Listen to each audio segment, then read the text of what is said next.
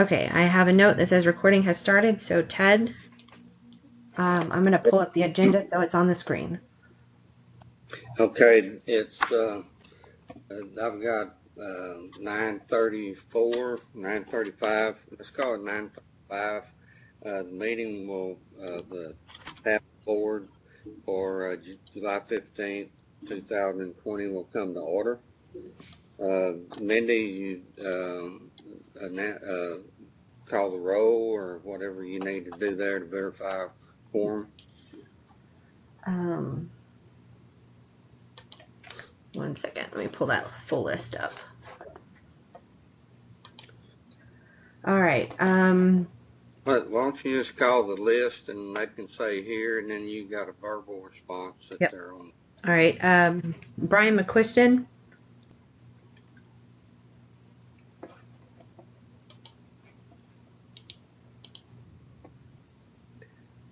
I know Brian's there. I can see him. John Crew. Here. Ted Conover. Here. Jason Fernio. Here. Aaron Wickman. Here. Barry Smith. Here. Lee Norman. Here. Dr. Richards, by chance, have you joined us? Okay. And then I have heard from Justin and Kelly, and they will be joining us a little bit later this morning. All right. Roll call is complete. Okay. Well, I guess we got our first Skype meeting. I personally prefer to meet in person, but we have to accommodate the circumstances we deal with. And so the main thing is we get to carry on the business of the TAFA board. The first item on the action item would be discussion and action on the minutes of the December 11th, 2019 meeting. Any discussion? So if there's not any discussion or changes or amendments, Chair will entertain a motion to approve the minutes. This is Lee Norman. I make a motion to approve the minutes. Okay. Second? Can you state your name? Who seconded the motion?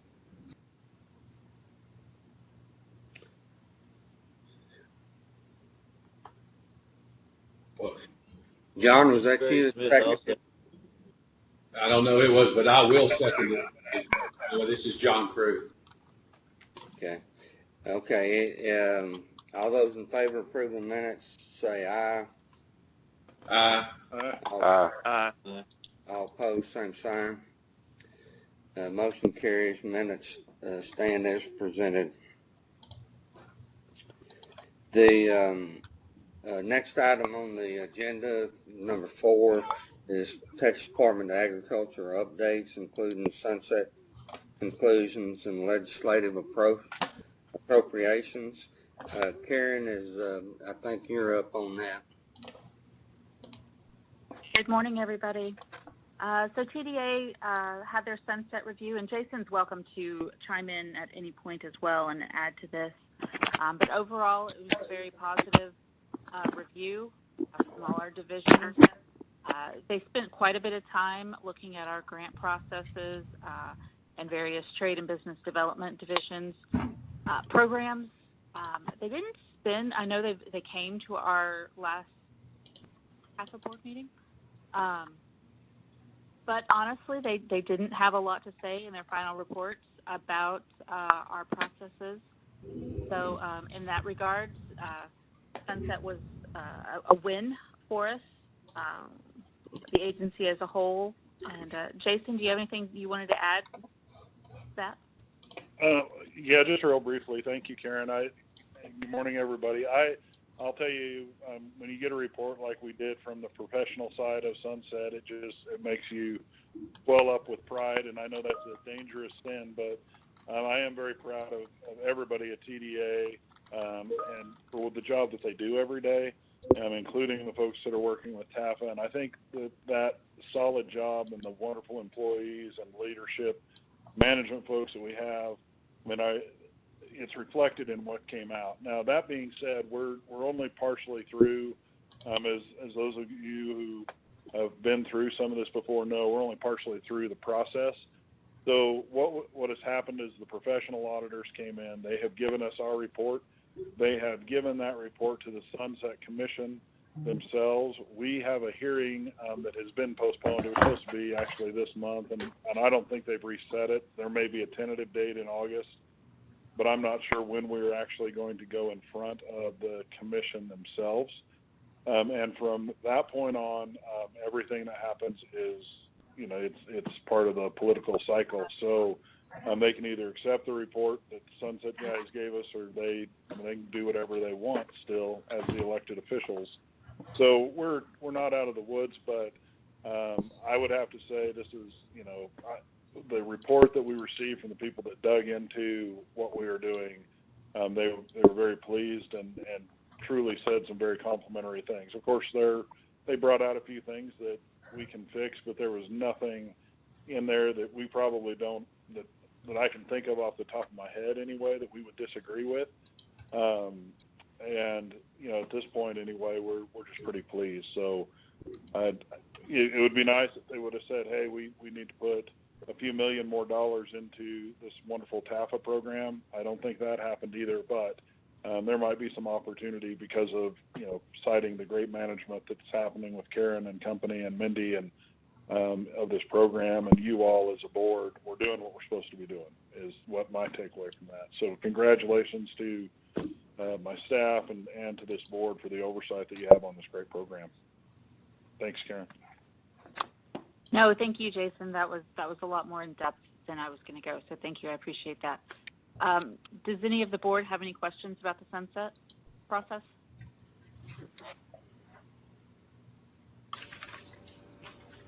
Okay. But the only thing I'd say is one of them that sat in on our meeting made a comment about the level of participation by the board members, and it was in a very positive way, the way he mentioned it. Evidently, not all boards have the participation that we have on the TAFA board, and I think that's a credit to the people that's on there that are interested in the program and are not bashful about stating what they think about stuff.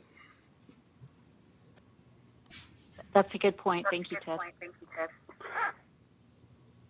Ted, if I could, to me, I just thank you, all the staff, Jason and Mindy and all of you, for making this happen. It runs very smoothly from my perspective. Thank you again. So, well, I on behalf of the whole board, I think the staff deserve a lot of credit for where the program's at and the things we've accomplished and the way we've been able to function. And not only that, I've been on here a pretty good while. To stay relevant, you have to evolve with the times.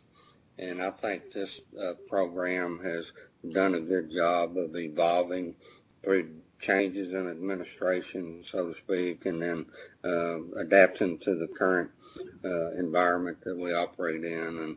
And that also goes to the ability of the staff to manage the process for us. So we appreciate that very much.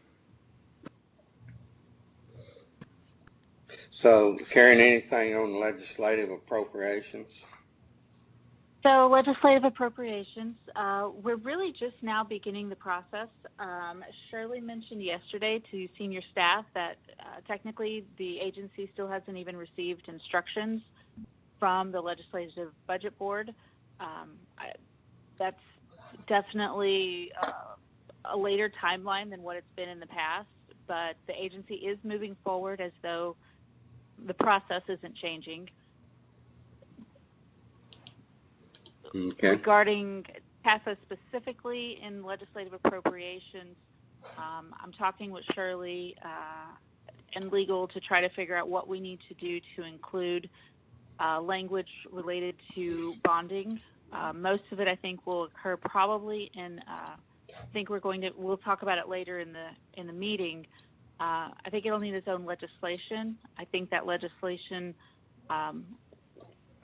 will impact our appropriations, and I think we're going to need at least one additional rider in our the Appropriations Act. But otherwise, it's pretty much as usual. I think the consensus is that we can't necessarily request UB authority, ongoing authority for us to use TAFA funds, like from year to year to year.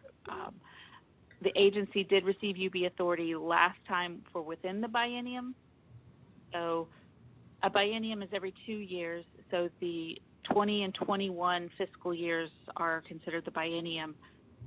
Money that is not used in fiscal year 20 will roll to 2021. But then next year, when fiscal year 2021 concludes, that money is not going to roll over. For TAFA, the money doesn't go away, just our ability to use that money does. It still stays in the TAFA fund. So I know we had talked about trying to get some UB authority to continuously use whatever money we don't use the prior year, but I don't think that's going to work. Okay. Thoughts, comments? So any discussion on what Karen's talking about? Just a quick question, Karen. I mean, I think currently, when you say it's not going to work, I think currently,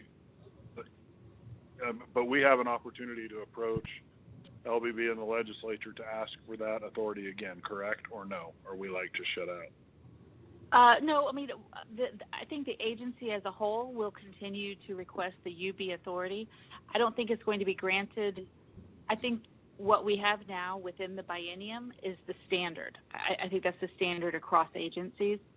Gotcha. Okay. To seek UB authority across bienniums, we can definitely ask, but I don't think that's the norm. And I don't think they're going to single out a program within an agency to have that special authority. Okay, thank you. But we can continue asking. I just wanted to give everybody expectations. Ted, I wanted you to know that John Paul has joined us. Okay. So are we through with that particular topic? If so, I'll turn the meeting over to John Paul. We're on item number 5 on the agenda, John Paul. Thank you, Ted. I appreciate you filling in for me, and board, I apologize for being a little late joining y'all today.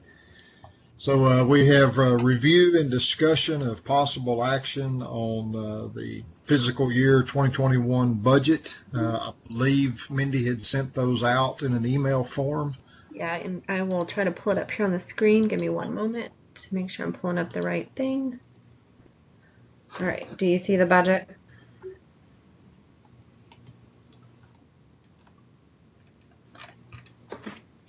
It's loading. Okay. There it is. Okay. So overall, the budget is not much different than previous years.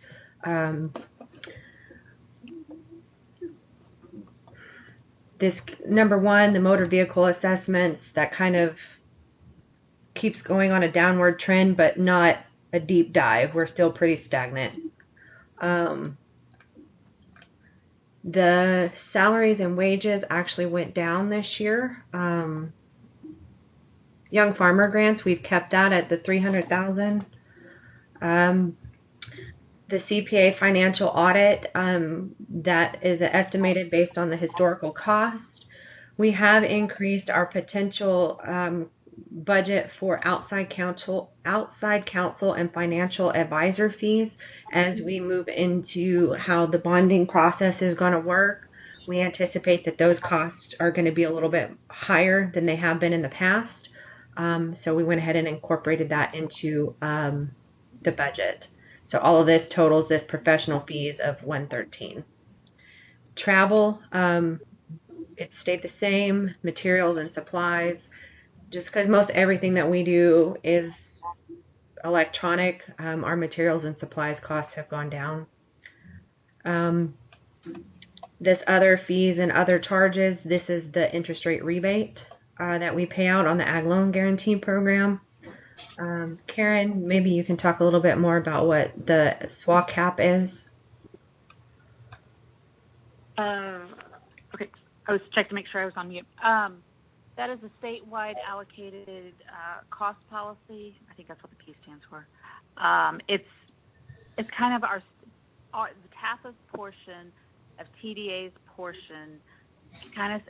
They're kind of indirect costs that are allocated to all state agencies, including kind of comptroller, AGs, costs, things like that. It's just a little bit of another way for the state to recoup some of their costs at a higher level than agency. So that's just an overhead allocation, basically. Yeah. Sorry, Ms. Bryan.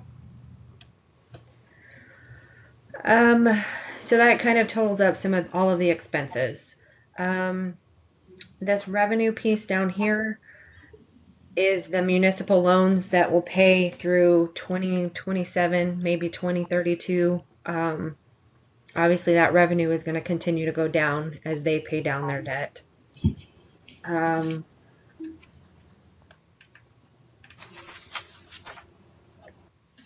Any questions that you guys have at this point? Just out of Mindy, go ahead, John, or whoever, Brian. Oh, I apologize. This John Paul. I just had a question. I know over the last couple of years, and I don't recall the year that they instated having the ag exemption certificate to get your plates, and I know that affected some of that decline in the registered tags. I was just wondering if anybody has a guess of when or where we might level out on that. I was kind of assuming maybe by now it had all kind of leveled out, but I noticed you mentioned it was down again. If anybody had any thoughts on that.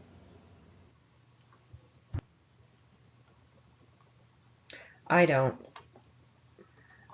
I want to say it was 2010 that rolled out, so 10 years.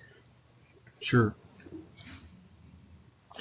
No problem. Just a thought that had jumped in my mind. I was going to ask. But, from personal experience, I have a farm truck that was in my name, my tax exemptions in a LLC name, and so I couldn't get a farm tag unless I changed the title, and they ended up just adding the LLC name on with my name, so I was able to get a farm tag that way.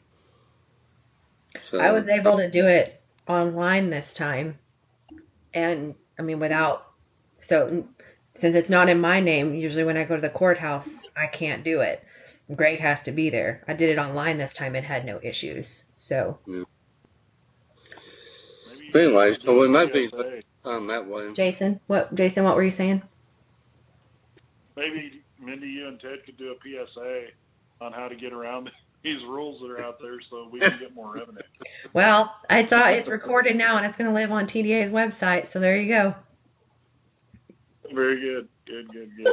Hey, real quick on back on the outside counsel increased fees or increased budget. I'm just curious as the dollar amount. I mean, for everybody, as we look at if we're going to go down the road of increasing bonding authority and all of that, our attorney general has told us that our general counsel, has told us that we need probably to have some serious outside counsel help us through that process. So I understand that. I'm just curious as to the 72,662 number. Was it is that a percentage of something? No, that's where we just balanced. So the general appropriations only allows for $993,669. So that's just where we balanced. Okay, fair enough. Thank you.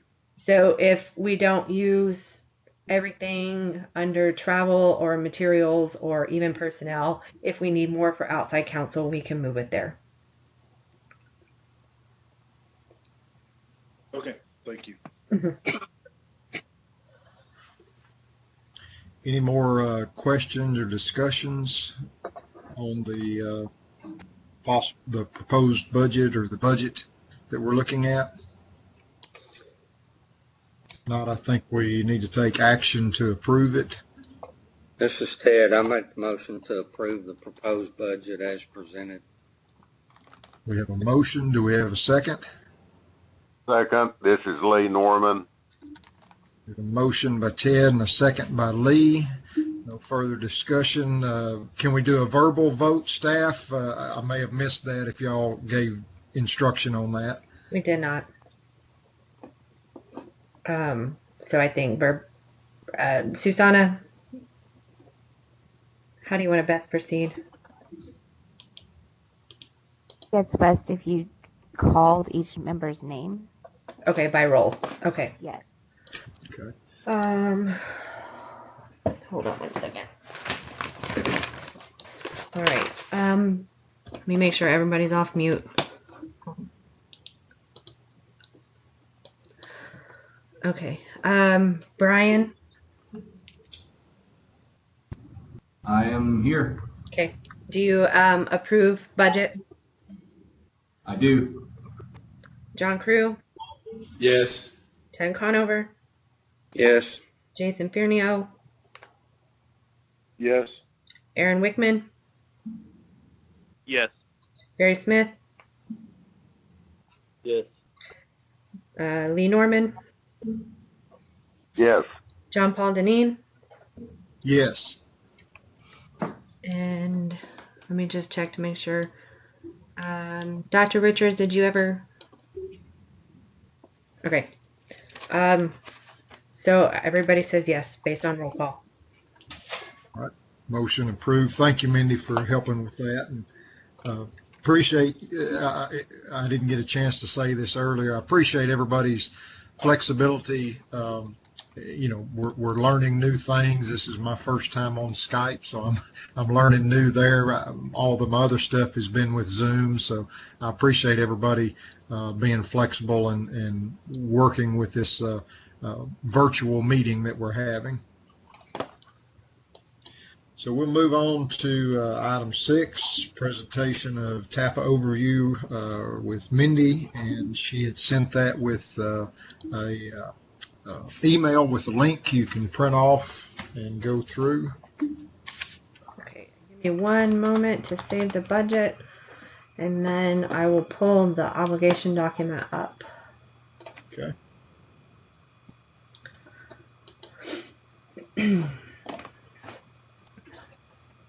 I gotta be patient. It's a little slow.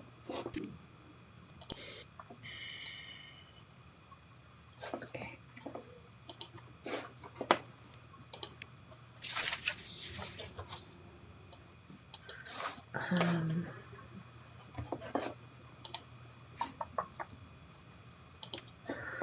Obligation report.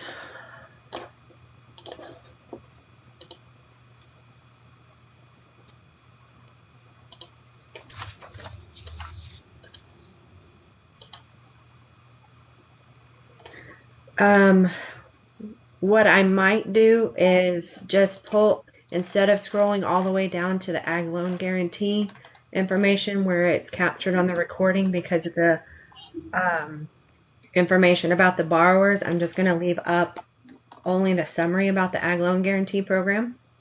Okay.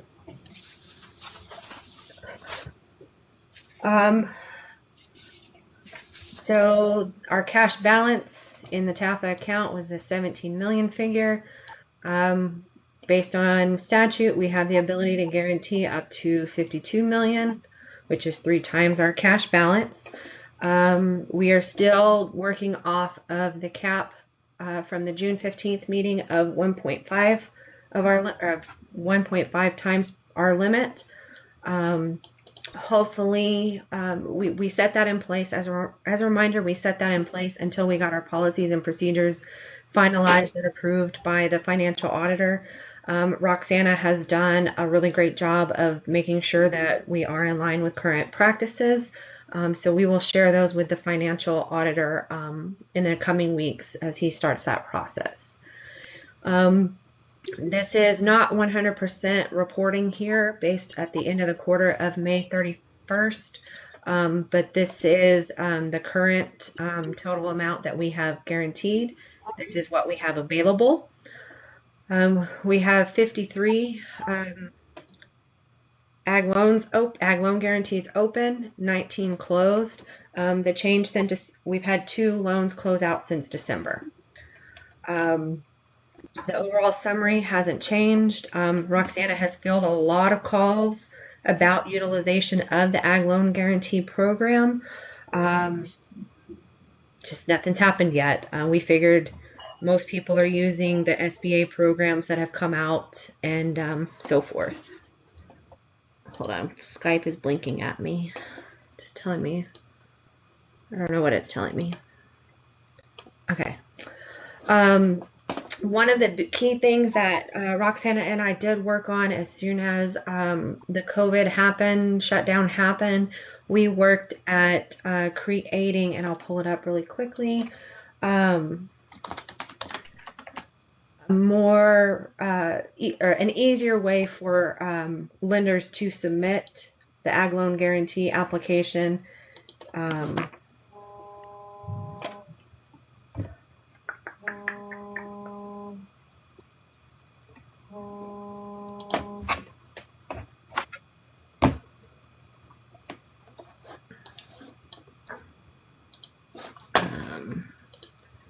Share a window.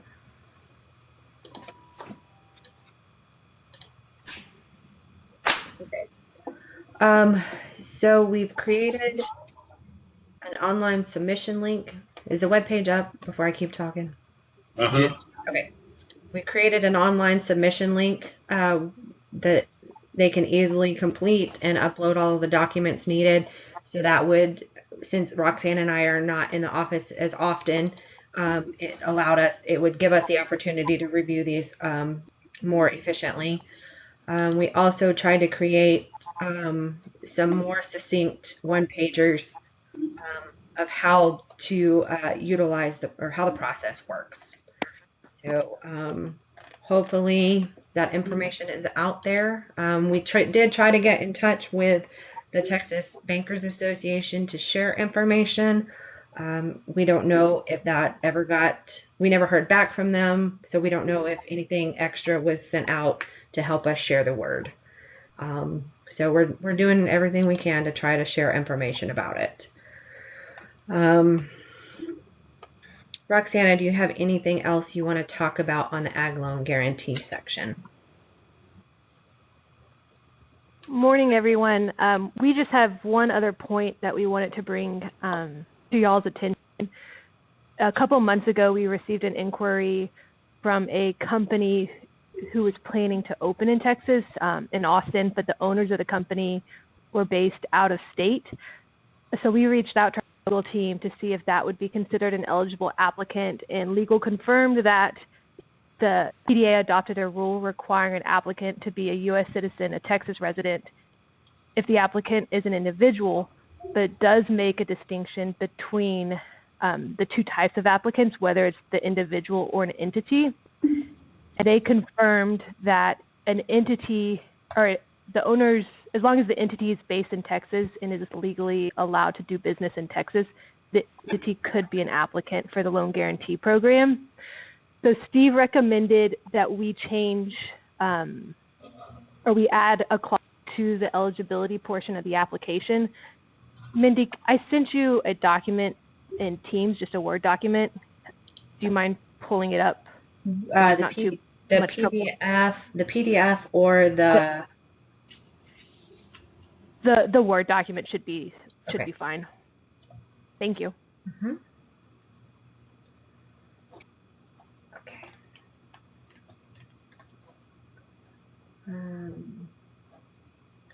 Give me 1 second to. I will never understand how technology works.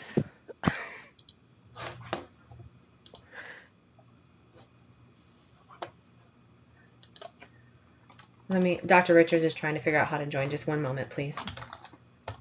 Okay.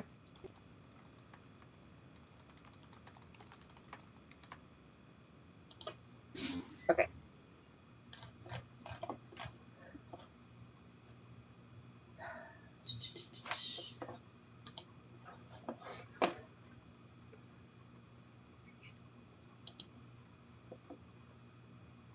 Share the window, Teams. Okay.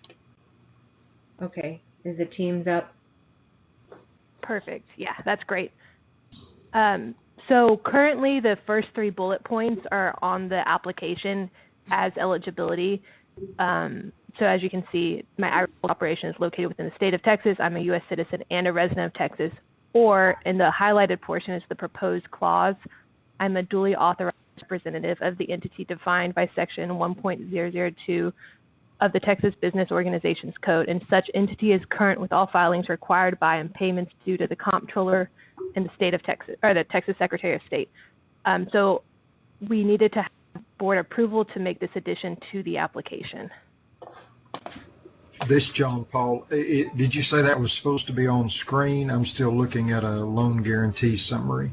Okay. Oh, Sorry. I see. No I problem. saw it on my side.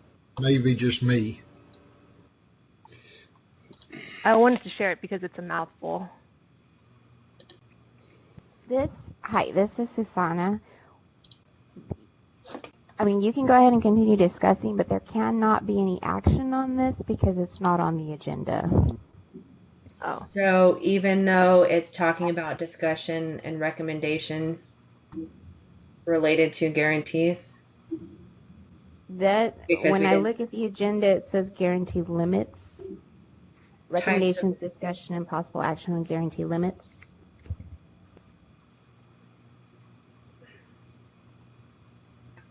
Okay. I don't think it falls under what we have on the agenda. Susanna, can you confirm that this does need board approval for us to edit the application, or is it just a discussion? How did you get board approval on the application initially? We don't know. We weren't here when that happened. Oh. So let me ask you this, Ted. Is there a age requirement, or who's eligible for getting a guaranteed loan? Is it kind of the same as the grants, or is it doesn't matter? It doesn't matter. There's no age requirement. Okay.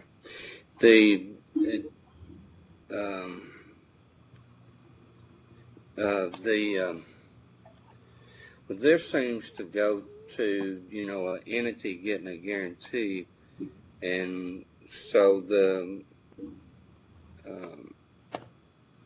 and I'm getting a little ahead of things on the eligibility, but the person asking for the guarantee needs to be a controller of the organization that's asking for the guarantee, I guess. So I mean, they're a U.S. citizen, but they own 51+% of the entity versus being a 10% or 15% minority owned.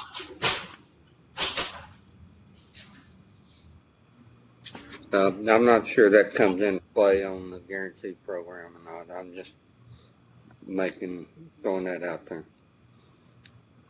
But I do have some pretty definite opinions about that aspect on the Young Farmer Grant Program. And we can definitely move those specific discussions under that bullet point. Board, this John Paul, is that, what are y'all's considerations?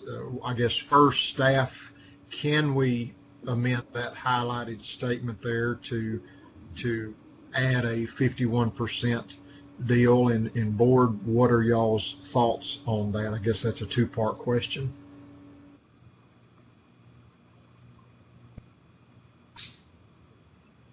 Roxanne and Karen, I default to y'all. I'm looking at John Paul. Sorry. go ahead. I'm looking Go at the ahead. business code right now to see what an authorized representative specifically means. Staff, if you'll look at that, and I guess in the meantime, we'll give you a couple minutes. Board, go ahead. I think Mr. Norman, you had some thoughts. I guess one thing relating to the 51% is if you did not have 51%, then all you would have to have would be a 1% qualified person, and the 99% could be somewhere else in the world. So I guess that would be my thought in saying yes, 51% would be a minimum. Just an idea. Thank you, sir. Any others? So having heard Susanna's concern about this not being on the agenda, I think it might be best for staff to go back and outside the meeting, maybe put together some recommendations for changes and bring that back to you for the next meeting for y'all to consider exact changes to the application. This Ted, I personally think that's a good idea to flesh it out and kind of reason through all these issues. I just throw out there, I mean, we're talking about being current with the state of Texas. Should we also, should they be current with local taxing authorities and say United States income tax, that kind of stuff? I mean, should our applicant be in good standing with all taxing authorities and required reporting? This, John, a good point, Ted, and I concur. That's a good point. Staff advised, do you need us to have action to charge y'all with preparing that for the next meeting? No, I don't think so. Susanna can correct me if I'm wrong, but because it wasn't really on the agenda, there's no action to be taken at this time. Correct. Okay. Rest of the board members, is that, do we have y'all's consent? I know there's 3 of us that have talked about it. Do the others agree with doing some more research on that, possibly adding some language and addressing that next time? This is Brian. I'll just say that I support the discussion. Thank you, Brian. John Paul, Jason, I support that as well. Okay. Thank y'all. I just wanted to, being this is a little different format and we can't see everybody, just want to make sure that we have a consensus on everybody going forward. So we will do some homework on that and approach that at the next meeting. Okay. So continuing on with the ag loan guarantee, I just provided the breakout of the overall commodity breakdown. We have agreed in the past that no one particular commodity is more than 40% of the portfolio. This poultry number, right here, I mean, it's a little bit more than 40%, but that has, when I looked at the numbers this week, has a lot to do with the fluctuations of what particular commodities have paid off over the last year, how much of the percentages have actually paid down versus what they've paid down. And again, not 100% reporting at the end of the quarter. And a lot of the 100% of reporting was me not getting the reports out fast enough this month. So any questions on that? Great. Interest rate reductions, again, we're still at 0. Roxana has fielded a lot of phone calls about it. We'll keep plugging away. I mean, obviously, current environment has a big part of it. The municipal loans, here's kind of our current outstanding value. The young farmer grants, I need to tweak that number and that number. I'll fix that. But overall, and since we've been doing this, here is the total value of what we've awarded, and here's where we have actual payout. So about 80% utilization over the lifetime of the program. The 2019 and 2020 are still in progress. Any questions about the Young Farmer grants? Mindy, this is John Paul. I just had a question or a thought. Did the Sunset, did they give any indications? So we're at an 80.31% utilization. Where does that fit in the world of grants? Is that a good number? Is that, an excellent number? Did anybody I think it definitely fits. They didn't give us any indication, but knowing other federal programs and utilization rates, it's pretty normal. Okay, good. Thank you. John Paul, I want to go back and the finance program, the municipal loans. Yes. Yes, sir. I've said this before, and I don't remember what the answer was, but if there was a need for cash in TAFA, those loans that you have made to, I guess it's up there in Greater Texoma. Yes. Those have value to other people, and with the interest rate that's on them, you probably could pull some money off the table and make some profit on those loans by selling them to somebody. But that's just a thought. Yeah, I remember Steve looked into it, but I don't recall the answer, so we can look into that. Good point. Thank you for bringing that up. Well, also you need to weigh, if you sold them, what are you going to do with the money that you get, and what can you earn? Yeah. So Okay, so both sides of it.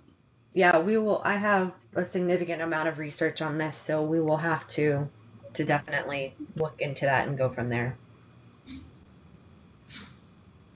One of the concerns on the Young Farmer grants that I have when I look at a lot of these, I see people that have low income. Just for example, say they make $40,000 a year and they're 20 and they got 20,000 matching funds. And when you look at their application, they're going to get it out of savings. You know, most people I know that make 40,000 a year don't have a lot of savings. And so it would be interesting to me to see if there's correlation between the people that don't utilize a grant and that are funding it out of savings when we're really not getting any verification that they have the money to fund their part of it.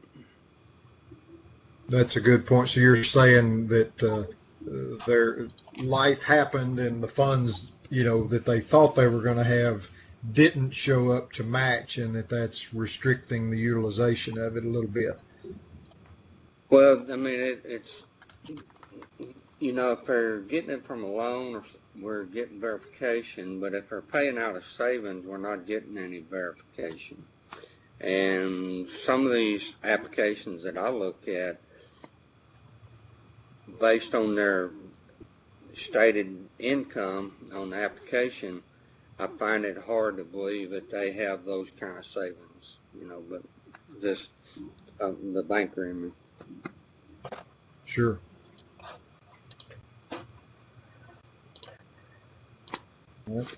So I don't know if there's a way to get verification of matching funds or not, but that would be a pretty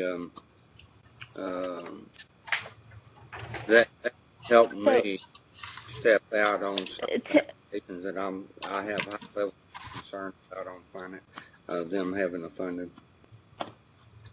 Ted, what would be easier for staff to do is actually do a little bit of a summary of the funds that are not used for you, and compare those remaining amounts. Because usually, and Mindy can correct me if I'm wrong, it's usually one of two cases. It's either minimal amounts that they leave on the table that just add up, or it's one or two grants that didn't come to fruition for one reason or another. And I think it's really those one or two grants that you're most interested in. Well, I mean, looking, of course, in progress, and some of these may be still in funding stages, but fiscal year 19 Yeah. was 51% and 20 32%. But even Yeah, I then, mean, you most go of, back in 18 was 85%, and that one should have pretty well run its course. right. And so, I mean, we can go back and look at those and see if there's any kind of anomalies out there, and if there was any big, if somebody backed out, if somebody only used $1,000 out of their $10,000 grant, or $5,000 out of a $20,000 grant, or what have you. And we can do a little bit on those key projects that didn't happen for some reason. Yeah. We don't ask for a financial statement, but if they're paying the matching funds out of savings, I don't see any reason staff can't verify at application time that they have the funds. I mean, I don't necessarily think the board needs to get that deep in it, but I see no reason staff can't seek verification of funds. Is it, can it be, as a condition? Well, I was saying, can it be something as simple as they're signing off that this is true and valid? Or are you wanting something more? Well, I mean, I don't have any, firm ideas about how you verify it, but I see some of these that it's really hard for me to believe that they can come up with $15,000, $20,000 cash out of their pockets, and maybe they can, maybe they sold something. Well, the other way to think about this is, well, I know that, it's not that they're having to come up with the 15,000 right away either. The way we reimburse them. So. I see.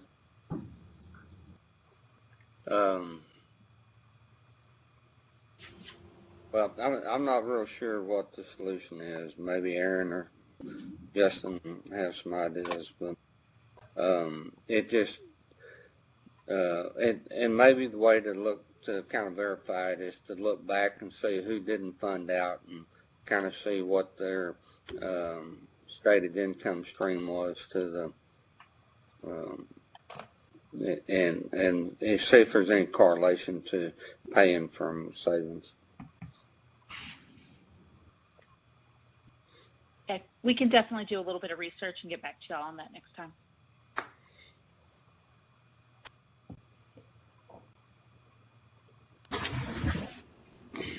Thank you for those thoughts, Ted.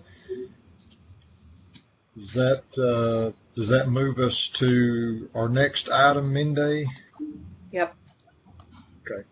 So we should be at presentation and discussion on Young Farmer grants. Is that correct? That is correct. Okay. Do you want to take a quick 5-minute break so I can get it all pulled up? Sure, that'll be fine.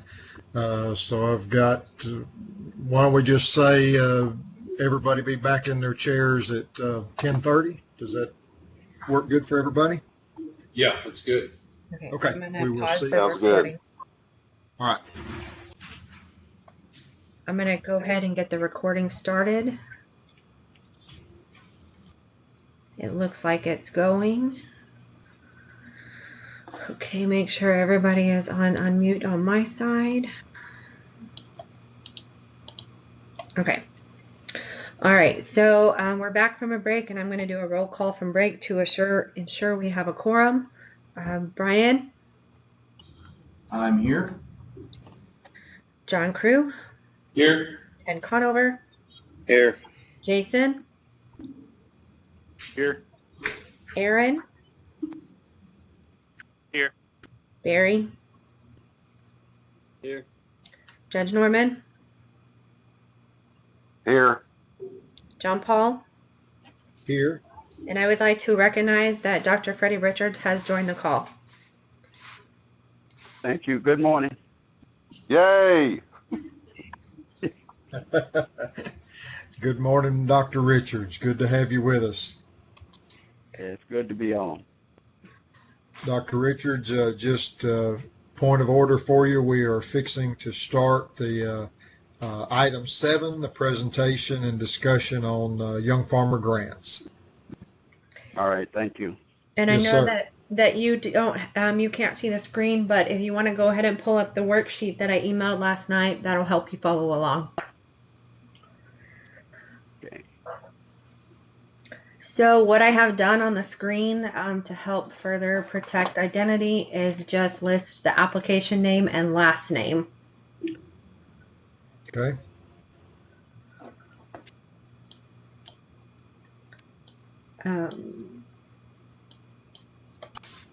Hopefully y'all can see it okay. I know depending on screen size, it may be small. John Paul figured out last night how to make things bigger on his view. On my view, I'm working on a laptop, so any of you that are on there, I went up to the top center just to the right and hit actual size, and that made it nice and large where I could see it good.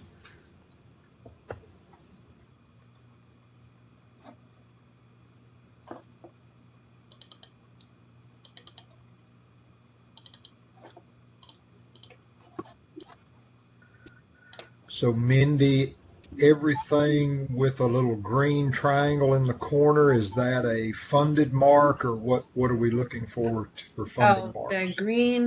this green triangle thing, Yes, ma'am. it just means it's not formatted like Oh, others. So the way that I have it sorted at the moment is by the number of you that picked it in your top. So 3 of you picked these applications in your top picks. Then it okay. is further sorted by the score based off of its ranking. Okay. Kat did take, for those of you that submitted the evaluation sheets, she did add in the total score for each application here. So that's just extra. We don't have to use it. Just letting you know that that's the change to this. Now, in my view, it's a little cropped. I don't know if everybody else's view is that. Is there a way to show them all, or are there too many to show the payoff, the cutoff line? So the cutoff, so then the next one, see, I have it on a really big screen. Let me see if I can figure out what it. I can see down to grant 22. Okay, so yeah, further than that, one, you don't have enough money to get down that far. So Okay. you have, so let me talk about that. Last round, you guys awarded up almost to 150. There was one grant applicant that didn't fully accept his award, so we just went ahead and added that to the available budget that you have this time. So we have roughly 170,000 that you can award. Right now, if you were to award all 170,000, it gets you down to line between this number 15 right here, and that actually goes over. So line 15. Okay. So I'm going to put a big thick mark.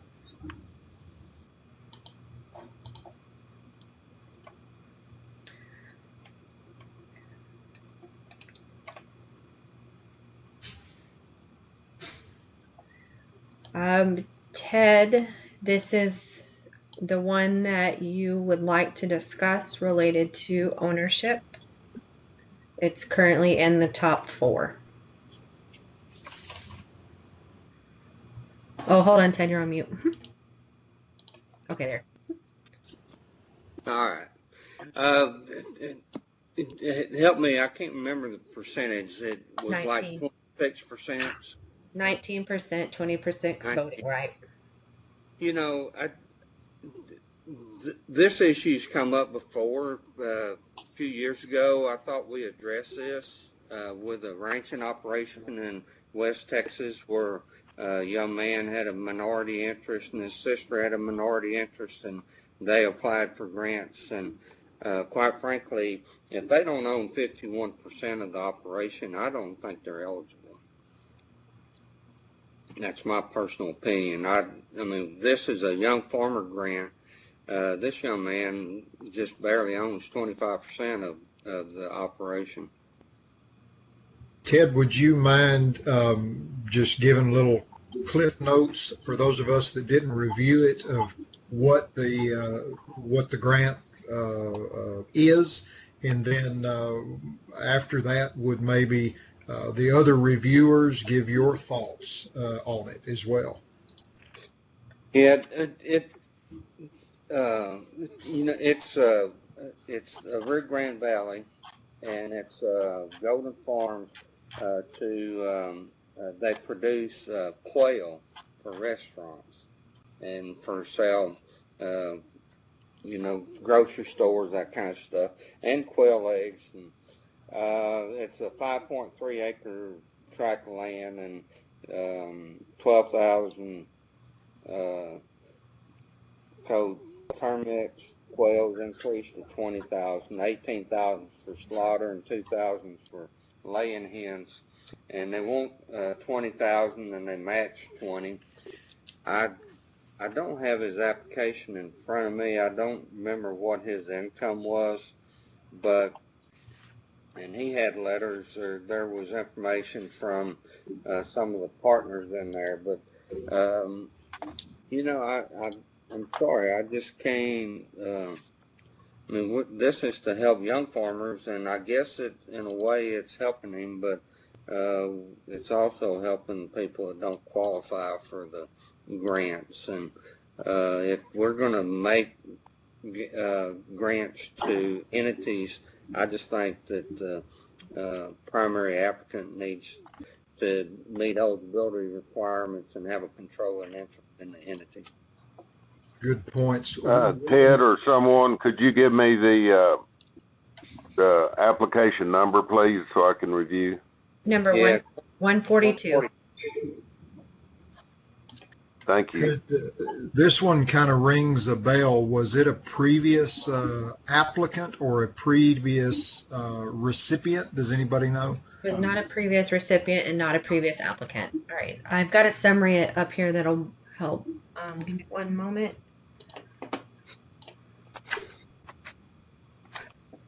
Maybe. And none of the other partners have applied? Because No. I sure thought I had read one like this in the past somewhere. Yeah, I don't think the partners are eligible. I think they're exceed the age limits, but Gotcha.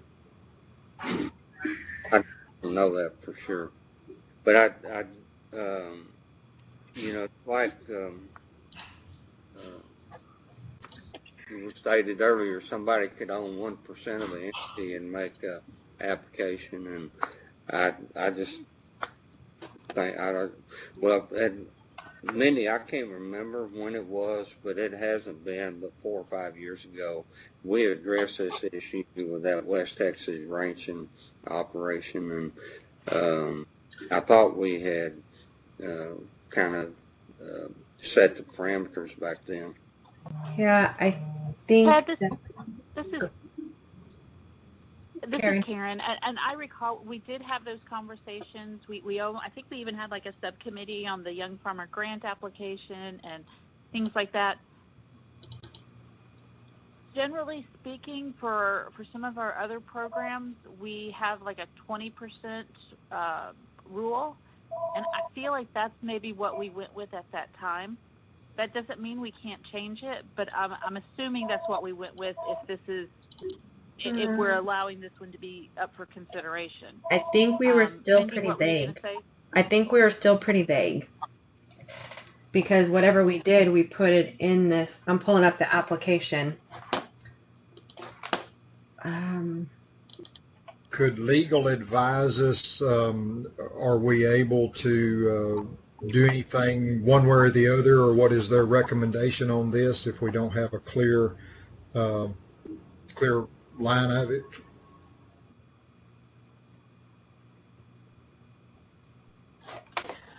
Susanna, Yes. are y'all willing to provide guidance, or is this So programmatic decision of the board? I've looked at the Young Farmer Grant Program rules, and there's nothing in the rules as far as how much ownership the applicant has to have in the business. I have not looked at your application guide yet, so let me just find that. Mindy, do you have that back? Are you looking for that application? Yep, I'm pulling it up right now.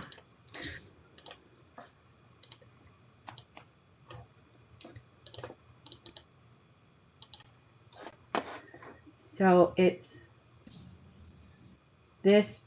I don't have any tools to draw. There we go.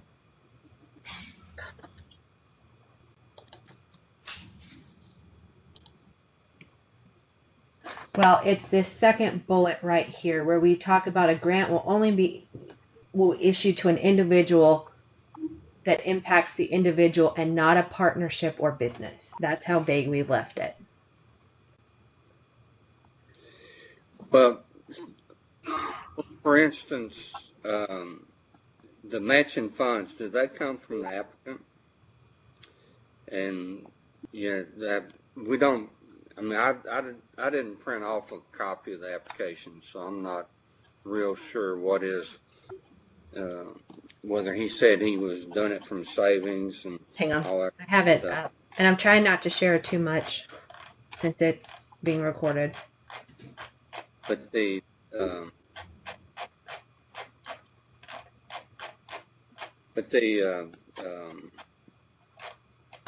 there's it's to me it circumvents the intent of the program, which is to help young farmers, and when he's a minority owner like that, with people that don't qualify within that. So the matching portion comes from the partners, the owner of Golden Farms will invest his personal savings as match.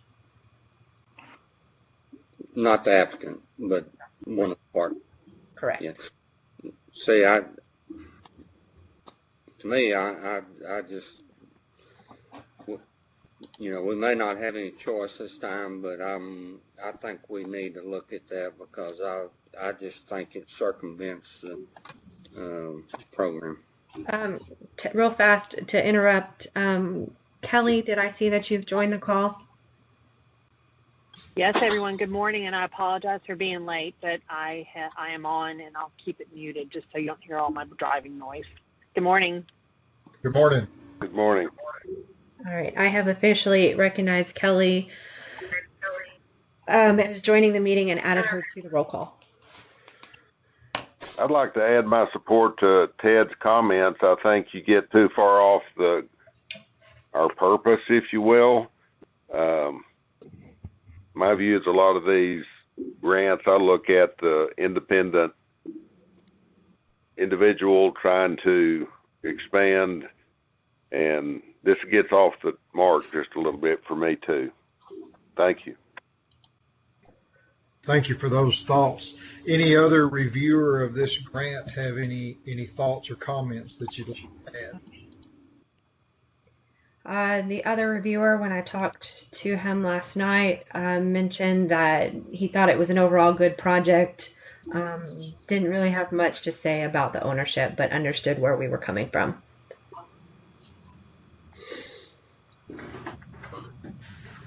Jason, are you with us? I'm here. Do you have any thoughts about the ownership of it that you would like to share? I'm not trying to throw you under the bus. I'm just, as you know, an officer, I was wanting to get your thoughts. I tend to agree with the comments that have been stated from Ted and others. It's a little concerning to me on how we're getting around those guidelines that we have at the very least. Okay, thank you, sir. But I don't have any amazing insight though, John. and that's quite all right. I just, like I say, it's a little different format, so I can't see people's faces or head nods or anything like that. So I'm kind of like a blind squirrel feeling around a little bit. I'm just trying to acknowledge some of those and get thoughts. Hey, this is Brian. I had this project, and I'll just tell the group here that this particular project barely made my cut. But I didn't really see. I guess upon initial review, I didn't see a big issue with the ownership. I do recognize the concern here. I think it's valid. As far as ranking it for the value of the project itself, which is how I viewed it, I think it's okay. And this is, I'm gonna change lanes a bit on the group here. I kind of wish we had put, I kind of wish we would have put B ahead of A when we talk about recommendations for improvements to the grant making process, improvements to applications, things like that. I was overall not terribly impressed with the applications that I had, and I just want to point that out to the group. I don't know if anybody else in the group has comments about how we possibly attract better applicants, but as I was reading through mine, I had a really hard time. There were several that I had a hard time ranking because I just didn't feel like it fell in line with the spirit of the grant, so to speak. A lot of them were pretty far-reaching, in my opinion.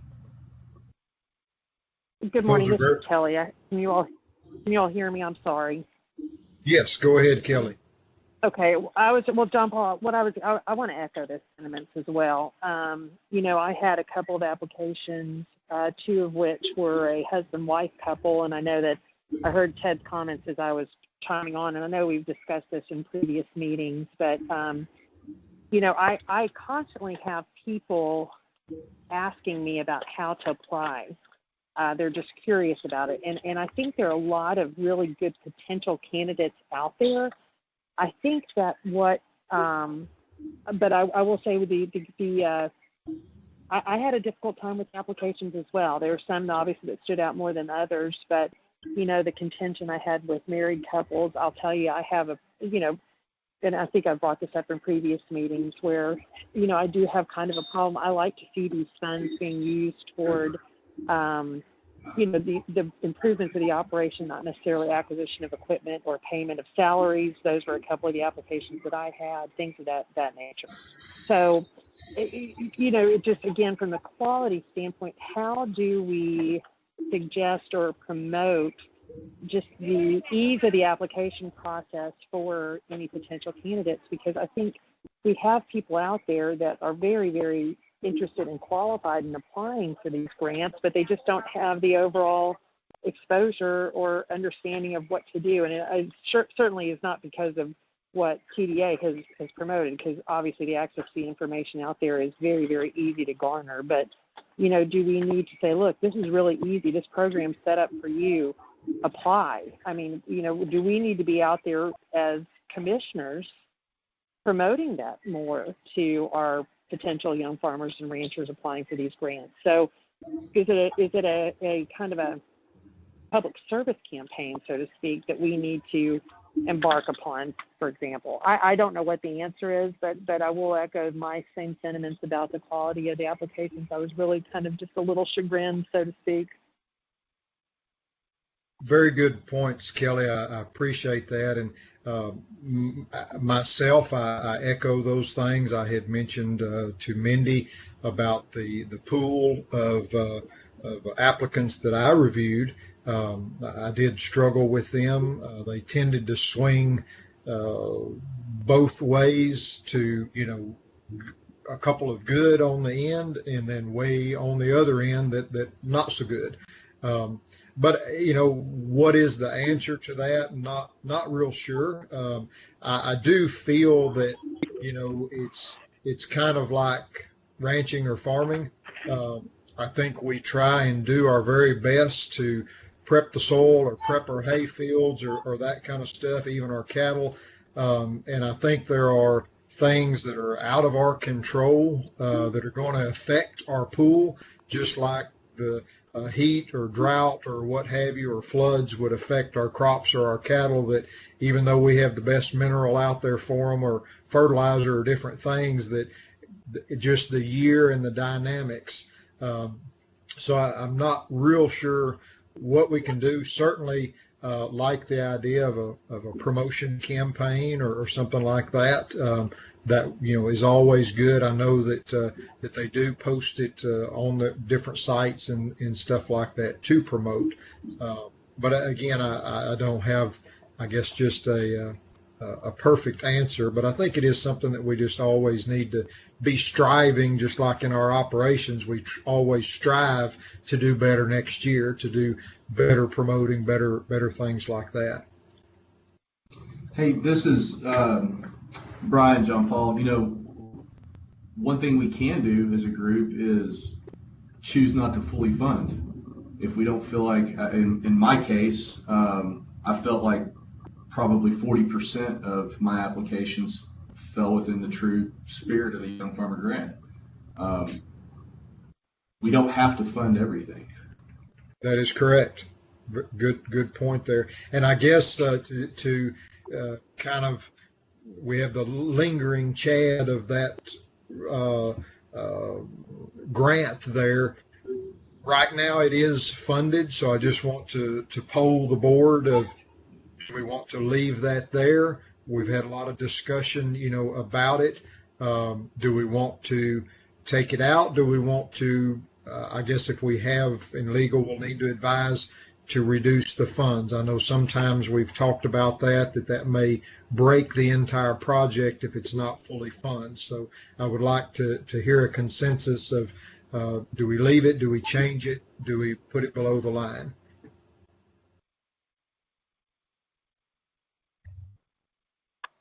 John Paul, this is Lee. I did not have that application, but I would not have ranked it at all because of the comments Ted's made and I've concurred with. So I would move on and not fund that. That's my opinion. Thank you, sir. I would support the same. I would have to say the same, just because I've heard Ted's comments into the spirit of the program. I didn't have it to rank either, but I have to rely on those that did have the opportunity to review it. I concur with this, Jason. I concur with the comments. Feeling. So I've got Jason, John, Kelly. I didn't catch, was that Brian at first? And when I said not fully fund, I think you misunderstood me. I was not recommending we partially fund Project 142. I was saying, do we need to fund all the way up to our recommended funding? If we don't see applicants out there that we feel are a true fit, can we leave some of that open? Thank you for the clarification.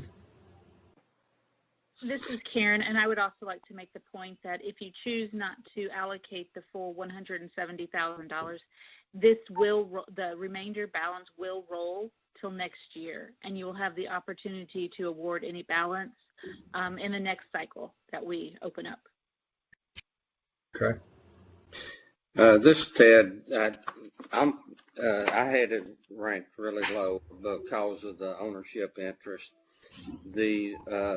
Also, a while ago, I was muted. I wanted to make a point before I forget it, that one of the things that I think staff can do is on these other programs like the guarantee program, interest rate reduction that commercial bankers are doing, and farm credit, that staff can cross-sell this program, by just in the normal communication.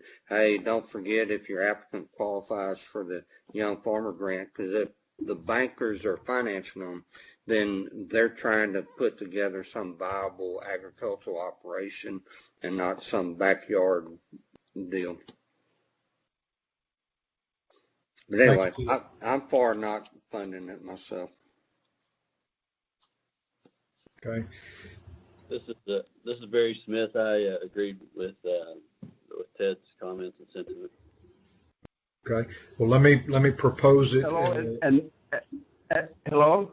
This is Freddie. I did not have the grant application, and I have no comment on it other than to say the system is set up for us to rate it. Is this discussion going to change how the outcome of the rating of the grant? Right now, Dr. Richards, there is not a motion to officially change anything. There is discussion, but that is what I am asking the board is what do they want to do. So now would be the time if somebody wants to make the motion to leave it as it is, or make the motion to change on this particular one. And then once we finalize that out, I believe it was Barry was talking about fully funding or not, we will certainly move down and see if there are any further down the list that we want to discuss or change on there. Okay. All right. All right, because I looked at a lot of grants, and some of the applicants are really involved already in agriculture. And a lot of the programs that I saw, they could go to USDA and cost share and do what they're trying to do. And that's just a comment, though. It's not a recommended change or anything like that. Yes, sir. So I'm going to move over some of these to the recommended funding column to give us a better picture of where we're at.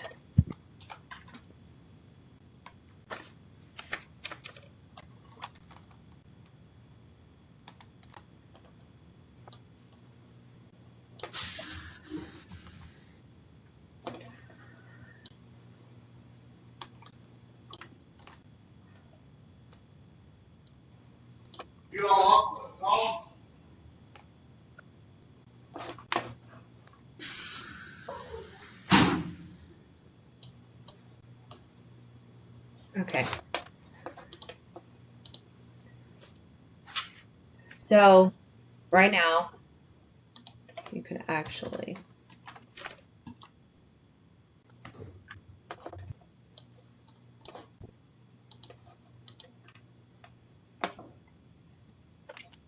I'm going to just hide that for now.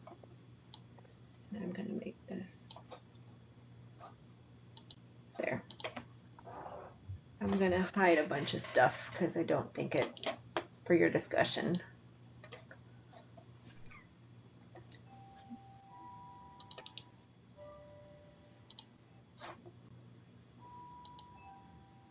There we go. Okay. So I just plugged in some random numbers, not random numbers, some recommended based on their grant award. Out of this is what would be left theoretically, and then you guys can start whittling away. I've entered 0 in number 142 based on discussion. So I would take recommendation from the board. I guess we can make it a definite decision on grant 142. What would y'all like to do there?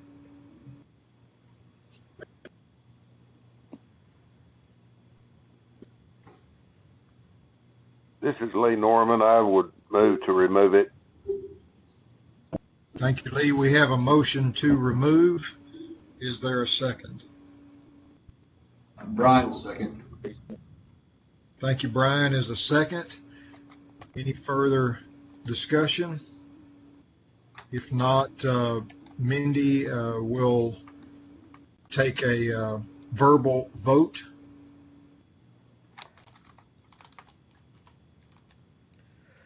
Okay, let me make sure everybody's off of unmute. Hold on. No. Okay. All right, Brian? Aye. John Crew? Ted? Aye. Jason? Aye.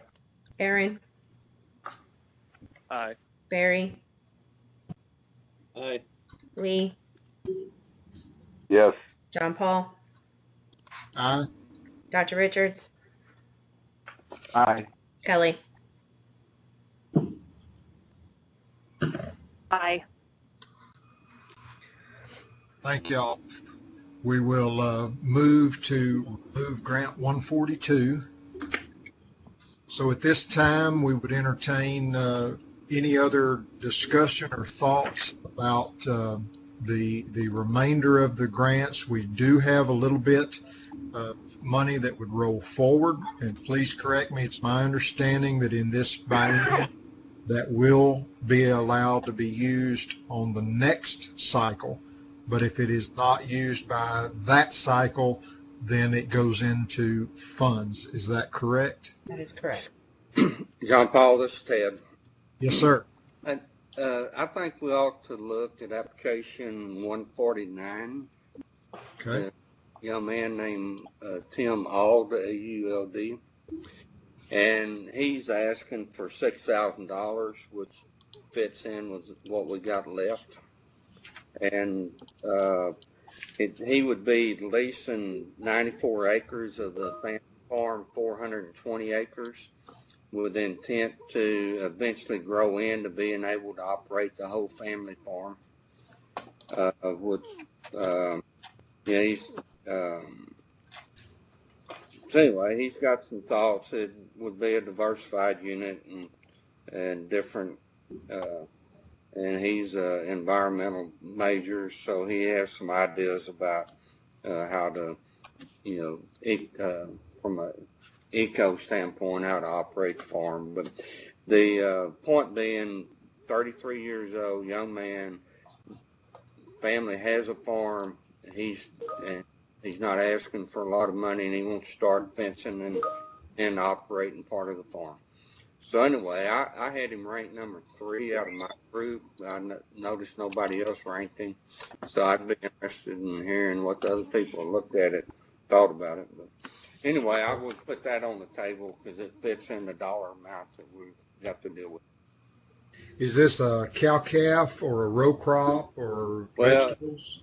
It's I think it was cattle and sheep, and I mean he's got several things in mind that he wants to integrate into his operation. But he wants to get started. That's the important thing. Gotcha. Other reviewers' thoughts? I believe I had that one. It just seemed like a really big hodgepodge to me, so I didn't put him in the final markings.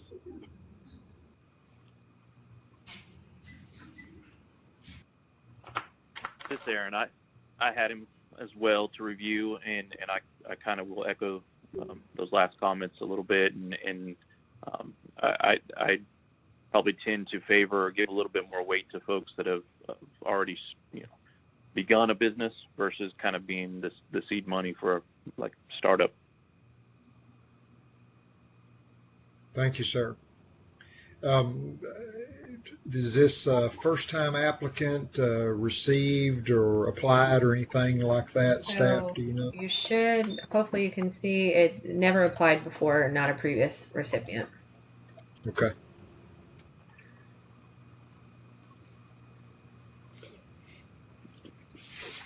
I can't remember the exact details, but somehow he was going to be involved in a marketing co-op or something.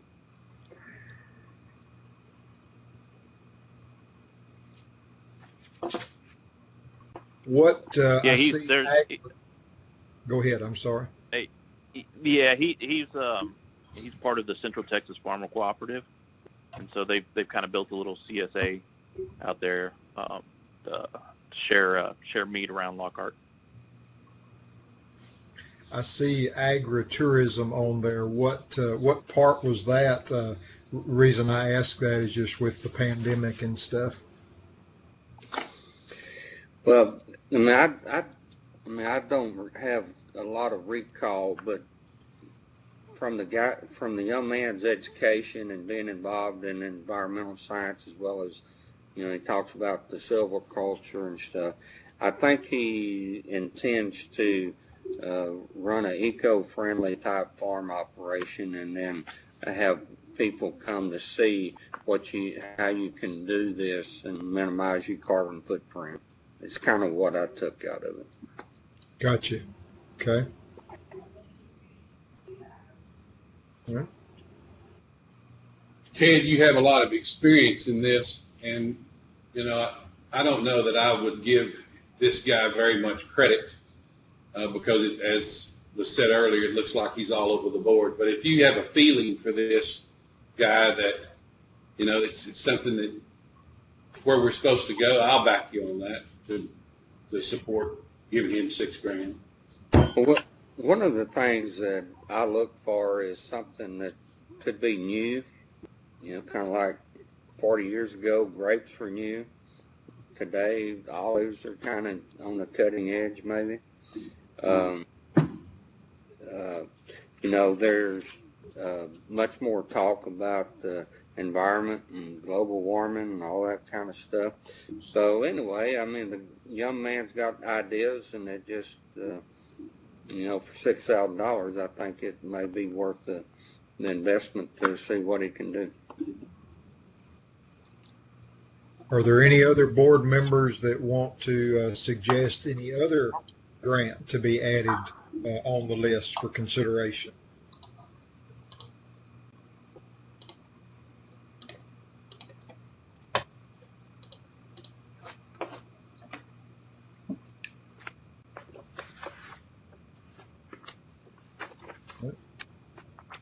What is y'all's pleasure on this particular grant, 149?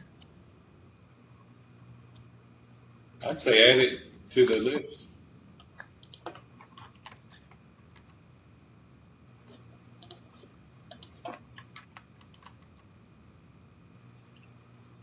Okay. We will, to do that, we would need a official motion and a second, and then call for a vote. This is Ted. I move to include Tim Auld in the grant. Okay, Ted, we've got a motion. And I'll second it. John. Thank you. We've got a second from John. Any further discussion?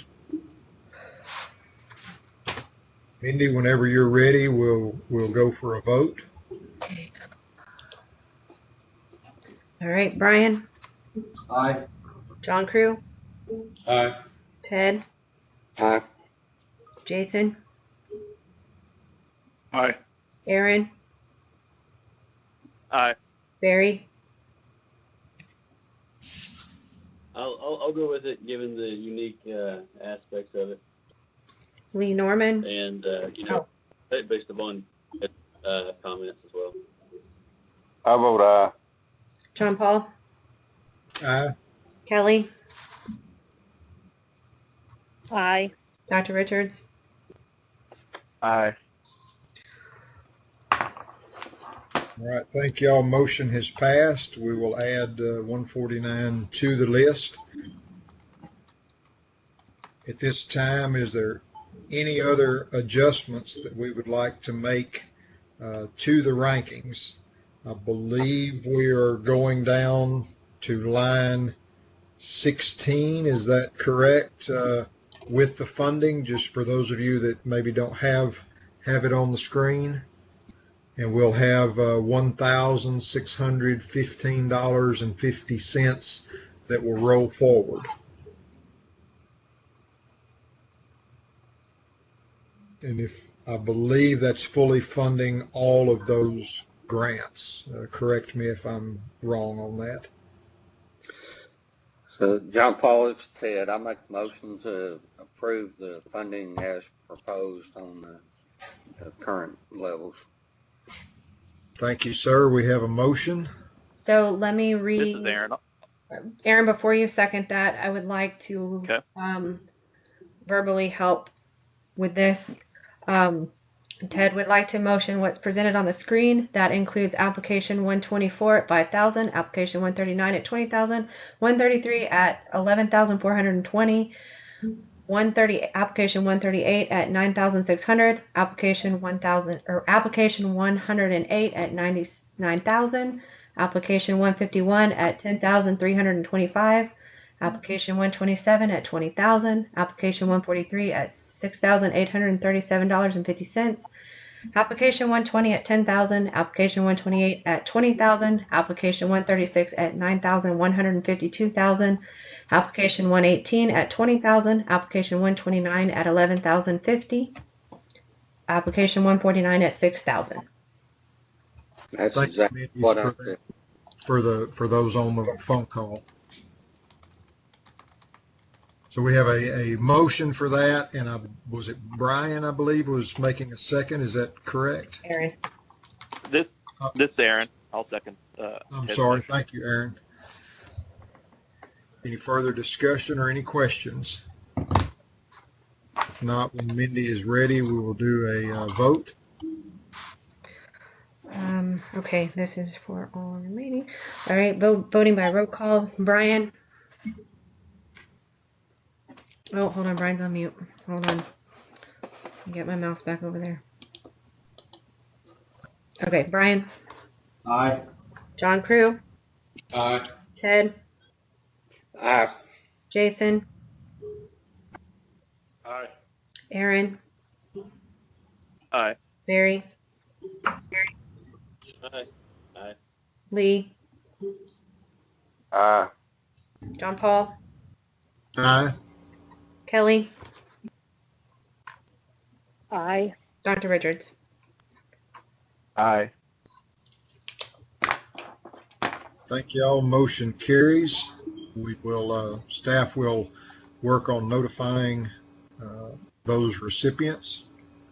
So we're down, and we did have some, previous discussion earlier in the meeting on possible action or recommendation of improvements to the grant making process.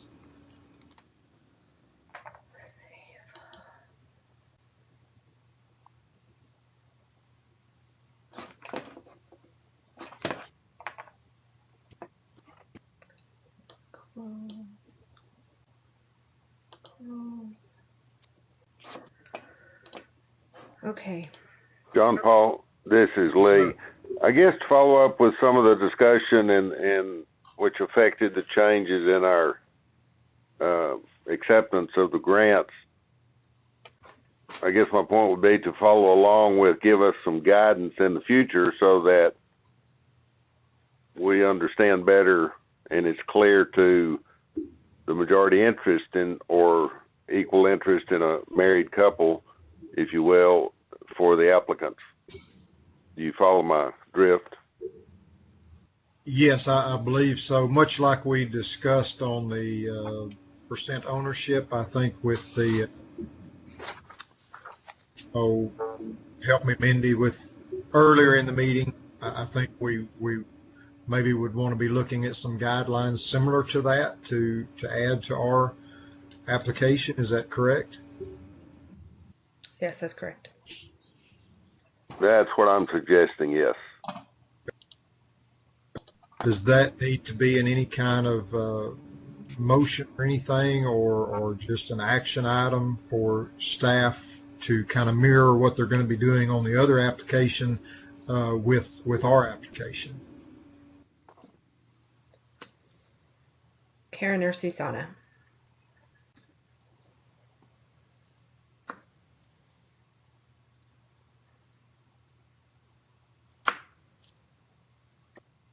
Sorry, I was on mute. Go for it, Susanna. No problem. Go ahead. So because I think this is an eligibility issue, we probably need to make an amendment to the program rules. So this is something that we can add to the agenda for a future meeting as possible, and we would have a draft of a rule amendment for that next meeting so that you can take action on it. We can propose or adopt rule changes. So when she's talking about rules, just to kind of remind all of the board, we have the statute, the legislative, legal authority to do the program. And then there is administrative rules that we publish that further define the program and eligibility that the legislation statute might not.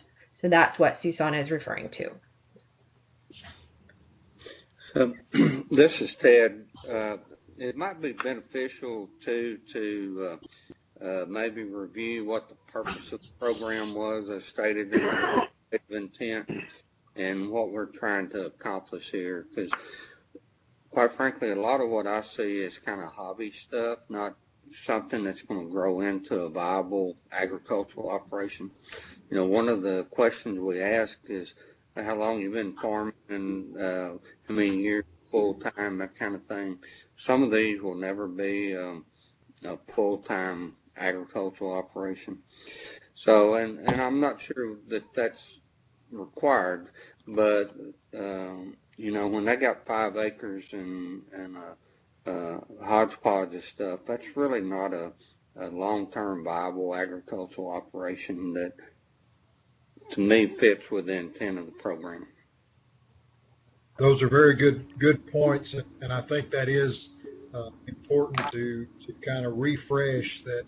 I think for me, one of the big things to look at is what potential does it have for the agriculture industry or the state of Texas? What are going to be the impacts, whether that be improving a breed or improving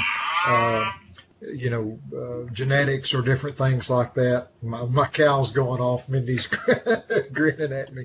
But that is because, Ted, I too saw grants that there was not going to be anything going out. It was just funding the person's small ecosystem for themselves. And like you say, a hobby or whatever, and that's fine, but I don't think that is the best interest of public funds to be used that way, to use public funds, on there. We want to see something coming back to greater the industry as a whole in some form or fashion.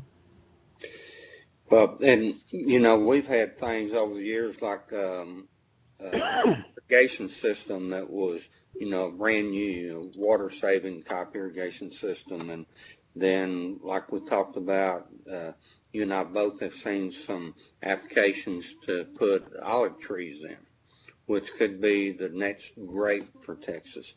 And things that are deficit commodity crops that could possibly grow in to be a long-term significant impact on Texas agriculture. And so many of these that I see, they're nice to have, but they're not going to impact or contribute in a significant way to the agriculture of the state. Sure. So, but anyway. And if I could echo on, sorry, I apologize, Ted. I'm sorry. And to that end, a couple of the applications that I had, one in particular was the acquisition of a new piece of farm equipment. It was for a tractor for a very small operation that they had, and the other one was for salaries. Well, what I like to see are the grant applications being used to expand an operation, go a different direction, kind of explore different enterprises within their operation versus just typical. I don't know. Again, maybe I'm just nitpicking, but I want to see improvements to programs that are taking place as a result of the grant, not just payroll support or somebody can go out and get financing from perhaps a different tractor manufacturer and try to get that done, as opposed instead of using grant funds to acquire a new piece of equipment. So if you can I don't know if you can outline that as a necessity or a requirement that these applications will not be considered if these types of uses are being explored. And maybe that's being too restrictive. Those are philosophically in my mind when I look at these applications. I really focus on how those funds are going to be utilized, and it really echoes what both John Paul and Ted were saying. that I want to see something that's going to impact the industry as a whole in the state of Texas, not just used to support, just a small ongoing interest that will essentially serve an immediate population just surrounding them, not make an impact in general. So, we're not asking for everybody to be the largest producers in the state, for heaven's sake, but to work toward the improvement of their sector, I think, is something that we need to kind of focus on when we consider these different grant applications. One of the things, and that's the type of thing I think I'm trying to think of is how do we define our calling as to what we're to be doing? Sometimes it's dealing with the application. Well, it's always dealing with the application submitted, but I'm kind of on the same track with y'all. Think about a little bigger picture, innovative co-op, an innovative idea. That's always something that interests me. So I appreciate these comments. So this is Brian. I guess the question is, how do we better define production agriculture in my mind? And I'd like to know if the board is in agreement or has another opinion about what we're searching for. But when I'm going through these, I'm looking for specifically production, what I consider to be production agriculture, as opposed to, like somebody said earlier, a hobby, more or less bankrolling a hobby. And Kelly, I don't think you're nitpicking at all. I agree with everything you said. So y'all have some really good comments, and I just wonder, this would be to staff, would it be bad or wrong or even possible to have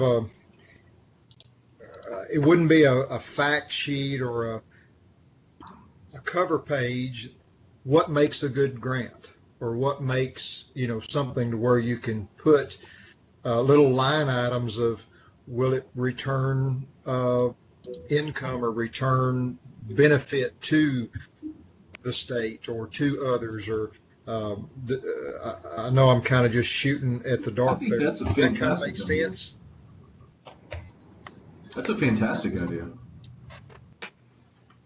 That way, when our applicants are first looking at that application, the first thing they see is, what makes it good, and that can be anywhere from olives to cattle or anywhere in between, but just little bullet points in there, and then maybe that helps us as a reviewer for them to do a little better job describing what the end benefit's going to be, because they know on the front end that's what we're looking for.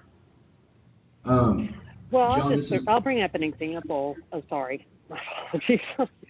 You think we'd all get used to this by now since we've been doing it for several months. But what I was going to say, like, for example, when I look at some of these cattle producers, one of the things that I really look at, for example, is what their end marketing plan is. I mean, that they're just not raising calves, and then they have a plan in mind of how they're going to market their end product.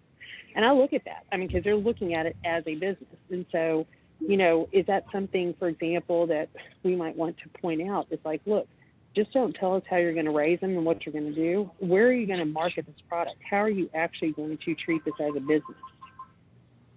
Yeah. Good point. Brian, did you have a thought? Yeah, actually, on both of y'all's comments, I agree with that. There were a couple that I just could not bear to rank because there was no marketing plan. I told myself at the end of the application, this is great. It's a great idea, but where are you going to go with this product, and how are you going to market it? How is it going to grow? I think, going back to your comment, John, to put out a small note of expectation, what are we looking for? Do you fit this grant? Is it a fit for you? I think that really, really narrows that gray area to where an applicant can say, oh, I definitely do not fit this, or now I understand what the board is looking for on this. They can tailor it. I see your point 100%, and I think it's fantastic. staff, legal, what are I y'all's will. thoughts? I'm The sorry, go one ahead. thing I will say, if I could just chime in one more, the one thing I do want to say though is that I know we're talking about how it's going to impact Texas agriculture. Well, I consider like the average size producer member of Texas Southwestern Cattle Raisers has 35 head of cattle and less. And the one thing I don't want to do is discourage a smaller producer for applying for these funds. Granted, they would qualify, but I don't want them saying, well, how am I with just 20 head going to impact Texas agriculture? Well, you are the bread and butter of our industry. So I think we need to be very careful about the semantics we use in trying to outline for people what a good grant application might look like. Because the last thing I want to do is then discourage someone if they think that they're too small for not applying. It's a fine line. I think we're kind of walking a little, we just have to be very careful in the way that we define everything.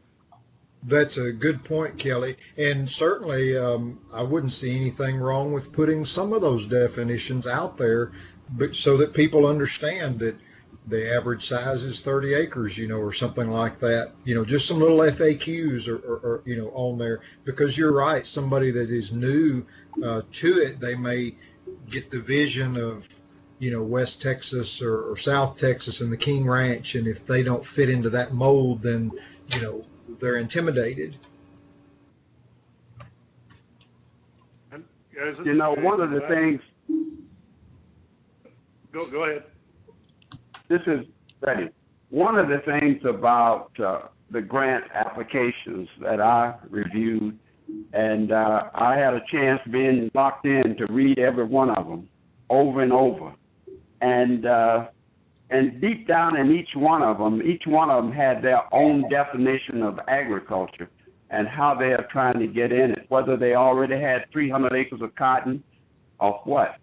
If the only thing that something I think would add to it is let each one of them on the first page define their definition of agriculture without us trying to tell them. And I think if they were able to express that in a paragraph, and then who's going to help you with it, and then how much money you have and how much do you need. It's a kind of an introduction. It's in the application, but it's way after they get deep into the application. There was one that I looked at that was in Wharton County where this lady was growing quails and selling them to the market in the greater Houston area. And it was kind of a nice application to look at. And then there was another one where this husband and wife had friends who grew grapes. And they had watched them for 10, 15 years. And then they were deciding to retire and go into it. So if you ask each one of them in one paragraph, give us your definition of Texas or your definition of agriculture, I think that would help a lot, because that would kind of define them. And then there were some young men who had a job in a bank or somewhere, and then they were trying to do what their daddy did. But they worked full-time in a bank, and they were trying to move over and start with 10 or 12 cows to eventually do what their parents did. So I think if you ask them to do that definition, that would help a lot. Very good points, Dr. Richards. Thank you. Yeah, I like that as well. I'd like to add, John Paul, if I could, we've got these bond proceeds coming up that we're trying to get to where we can spend them. And I'm with Ted on, while the farmer grant program might be perceived to be smaller, we will, as a board, have the opportunity to impact some of that industry pretty heavy with the size of dollars that we have. It'll have to be, scrutinized, and it'll have to be financially appropriate. But you'll be able to impact the industry if you wanted to start something, and that's something we could consider. Yes, sir. That's right. In the future there. Exactly. Staff, does that help with some thoughts, and are we getting too out of line on things?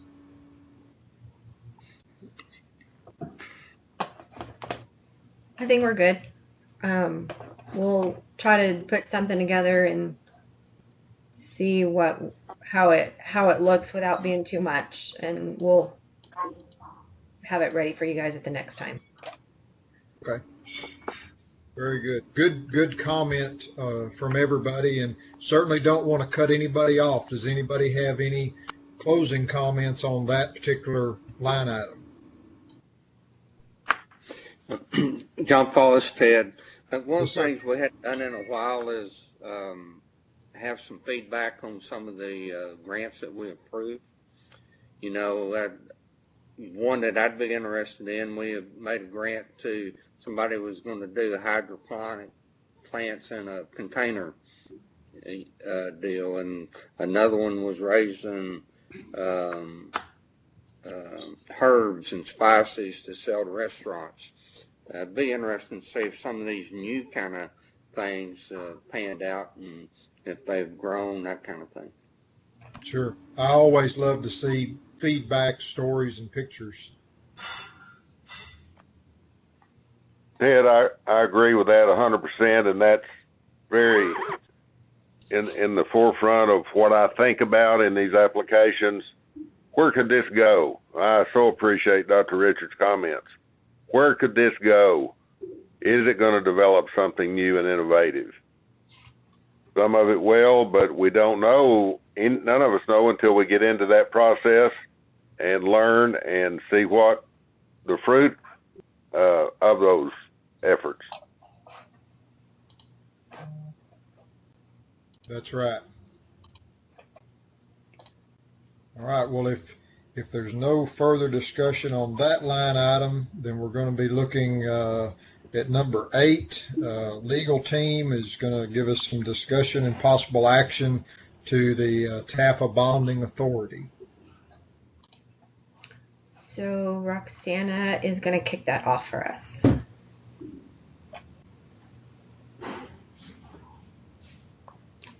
Morning again, everybody. So just to give y'all a brief overview before legal chimes in, as y'all recall, TAFA has the authority to design and implement programs to further rural economic development and to issue general obligation and revenue bonds. However, TDA and TAFA will need additional appropriation authority to fund these programs and to service the debt. So that's kind of where we're at right now. I know we presented at the December meeting an overview of the proposed program. So since that meeting, we've continued to work on those documents, incorporate y'all's suggestions. Legal has done a preliminary review of those documents. So we have made good progress on both the rules and the credit policy. We met with a working group. I believe that was in January, maybe February. It was before everything shut down, and we reviewed those documents with the working group and incorporated their comments as well. So I do believe those documents are in pretty good shape, and based on the discussion in the meeting and continued dialogue, we will revise those documents, and then once we make further progress, we'll present them to the board for final review approval. Some additional steps we have taken when the pandemic hit, we wanted to explore the possibility of including rural hospitals. As y'all know, they have been hit and continue to be hit, and many of our rural hospitals, even before the pandemic, are financially stressed. So we sent out a survey to our rural hospitals to gauge their potential interest. More than 50% said they would be definitely interested in this program, and I believe it was 36% said it would depend on the terms and the actual program structure. But overall, the response is pretty positive. We also met with Connected Texas. As y'all know, rural broadband is an issue throughout the state. So we met with Connected Texas, which is it's a national nonprofit with a branch here in Texas, to discuss rural broadband issues and what that funding looks like, just kind of what the size of the projects, and if it would fit within the parameters. So I think that continues to be an option for where TAFA bond proceeds go to support rural Texas broadband projects. And then on a separate note, we recently spoke to a group of investors. They are looking to invest in the Dallas Fair Park and the fairgrounds to develop an agricultural center. So similar to the East Texas State Fair, that's a potential project for TAFA bond funding. And then finally, we met with the Texas Public Finance Authority to gain insight from their perspective and their experience on kind of where we stand and what the next steps needed to be. A couple points I wanted to highlight from that conversation is the timing. So once we receive the approval, they say it typically takes 6 months for everything to be ready for issuance, and that is, they stress, under normal financial conditions. So given the current state of affairs, that 6 months could be longer. A lot depends on the bond market as well. And then one other point we wanted to highlight was, as you all know, the policy is designed to guide the underwriting process and to ensure we're investing in financially feasible projects that make an impact in the state. But at the same time, these programs are also designed to support entities that have trouble accessing financing from traditional sources, i.e. a bank. So it is important that we find that balance.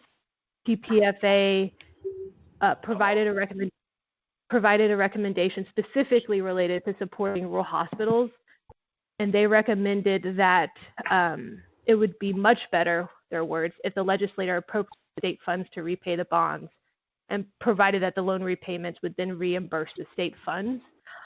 That would kind of help mitigate that risk. And again, that was specific to supporting rural hospitals. Does anybody have any questions about that? I believe Steve is going to touch on the next steps based on his conversations with outside counsel, but in terms of what we've been doing, does anybody have any questions?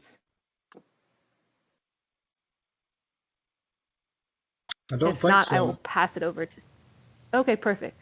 I'll pass over the mic to Steve if he's online.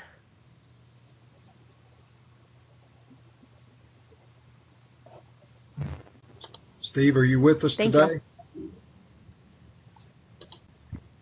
Tim is. Can y'all hear me? Tim Kleinschmidt? Tim, we can hear you. Yes.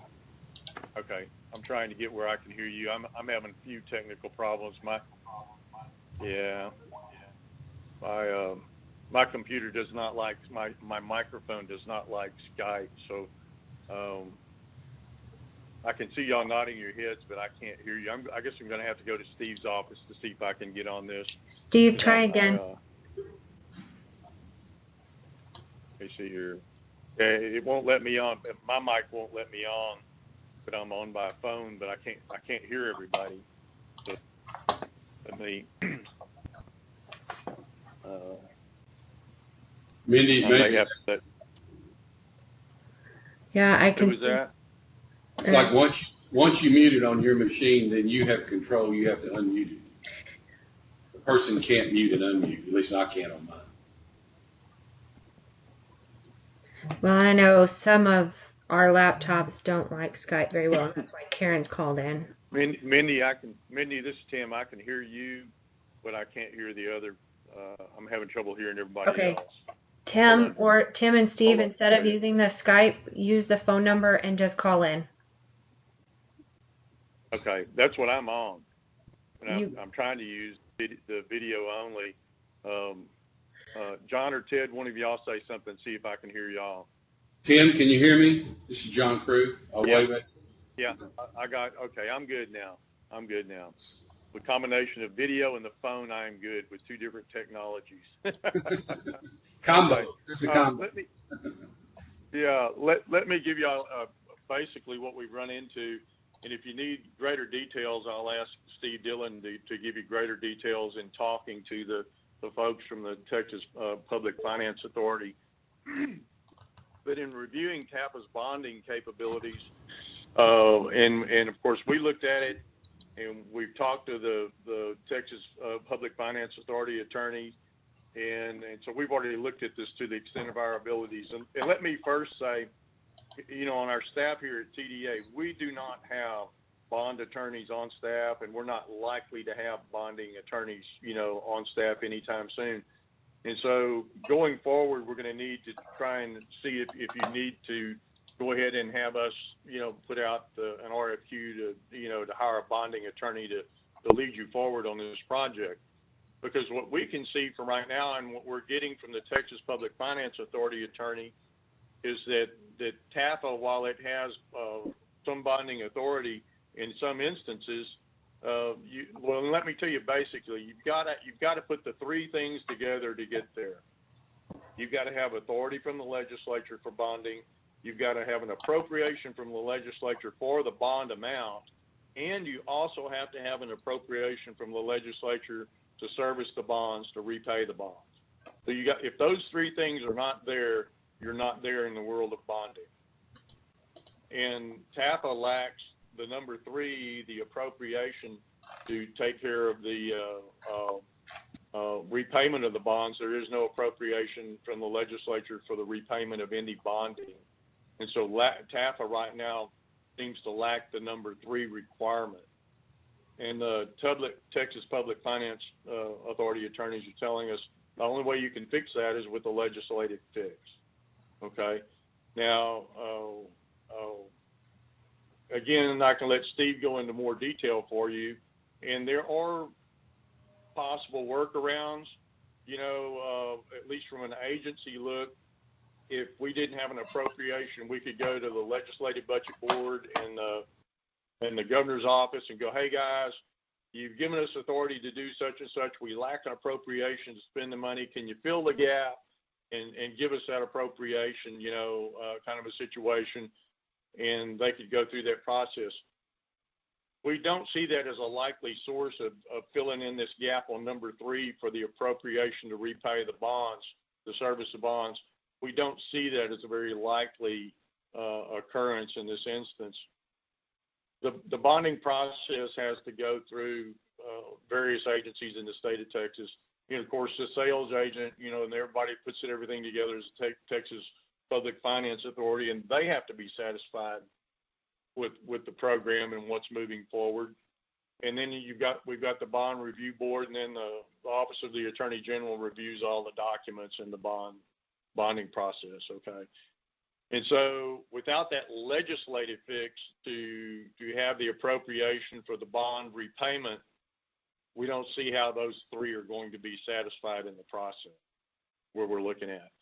And so we've got this basic dysfunctionality in the bonding process that we don't think we can cure within the agency. And we truly have exhausted our abilities to move forward on this particular issue. And so if the board actually wants to move forward in more detail, to go, okay, we want an expert look at this. Now we feel like we got a pretty expert look from the Texas Public Finance Authority attorney, okay, Mr. Van Orn, I believe. And but if you want to move forward to look at more of a bonding, well, where are we exactly? We feel like we're going to have to put out the RFQ, the request for qualifications, in essence, a bidding process to get you an outside experienced bonding attorney to move forward to advise you further in this process. We don't feel like we have the ability to advise you any further in this process than where we're at right now. So let me pass it on for questions. And I know I've got Steve on the line here. And so if they're more detailed, well, I may pass it off to Steve if you have anything specifically. So what else can we do for you? What do you have based on what needs, we would need a estimation on the cost for putting out for that bid? We do that under our administrative capabilities. I don't know that we don't pass those, Steve and Mindy, we don't normally pass those costs on to TAFA, do we?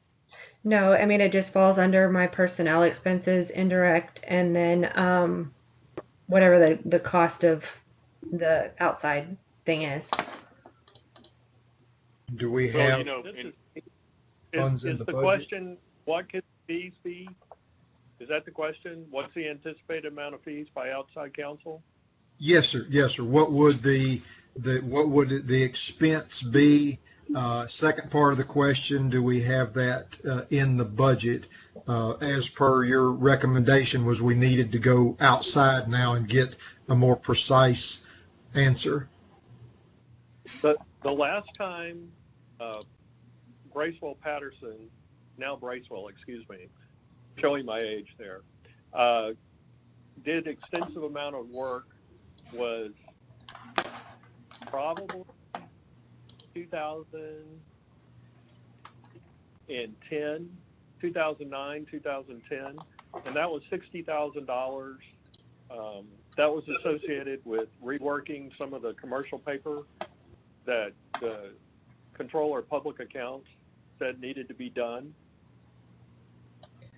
So I would anticipate at least that much. John Paul, just as a reminder, in the budget, we've included it at 72,000 already. Okay, so John there Paul, is. Let me give you a little of my experience at bond counsel. Counsel's usually with Tim or his department will put out an RFQ. They'll come back and give you your qualifications, and the board or TDA will pick them as bond counsel. Generally, bond counsel holds its bill until their bond's issued. That's the practice in the marketplace, because typically cities and other state and local governments don't budget for that until a bond issue happens, and it's a cost of the bond issue. I think you might find those that won't work by the hour, but that those that will work on the job to try to get them in position to be bond counsel on a bond issue. That's what we're asking them for. And I would recommend that be my first push. The idea of hiring them to dig and spend money just to come up. We're really interested in them coming back with a product or coming back with a formula where we can issue bonds. And I believe there's qualified counsels out there, ones that are the big names that that will step in and take it on a contingent basis as you get over to the deal. So that's been my experience, and I would offer that up to you. Thank you very much. This is Ted. This is Lee Norman, and I agree that's appropriate method. This is Ted. In the minutes, we had a motion last meeting to direct staff to continue developing the proposed programs and all necessary documents. If you need outside counsel to develop all necessary documents, I think you already have the approval to do that. We've already begun on that RFQ process, I believe, so we're a little ahead of the game there. You may. I hope to have I those. don't understand what the holdup is. Then. I'm sorry, Steve. Were you talking? Yeah, I was just going to say that we hope to have those completed as soon as possible, maybe within the next couple of weeks, about the next week. We have a RFQ for the financial consultant to do the modeling necessary for the bonds. And then, of course, you need the RFQ for the outside counsel. Thank you, sir. And Steve, but I wouldn't do the modeling until we have authority to issue the bonds. So I guess maybe to get the authority, you have to show that it's appropriated properly, but that's going to be a projected pro forma, so you're going to make it up. And if you make it up, I mean, This is Tim again. This is Tim again. Tim, go ahead. My suggestion would be, Tim, this is Tim. My suggestion would be get your bond counsel first. Let them review these issues that we found with the repayment and appropriation authority. Because if you don't have the ability to go forward, you're not going to spend that money. They're going to tell you, they're going to review it right up front and go, hey guys, dead in the water until the next legislative session and you can get appropriation authority. And so we need to keep the cart behind the horse here. Yeah, I agree. And Tim, we need to, if we can discern that now, we can there's a legislative session coming up next year. So, well, everybody knows that the committees are meeting right now, preparing the legislative agenda for next year. What are we doing to get this appropriations in the pipeline? Thank you, Ted. That was on my checklist to ask also.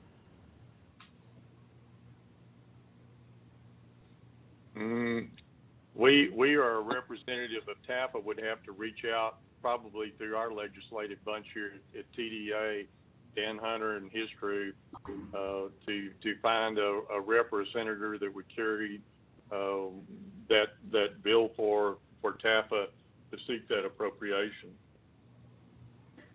Or, part of the budgeting process with Senate Finance and House Appropriation. Yeah.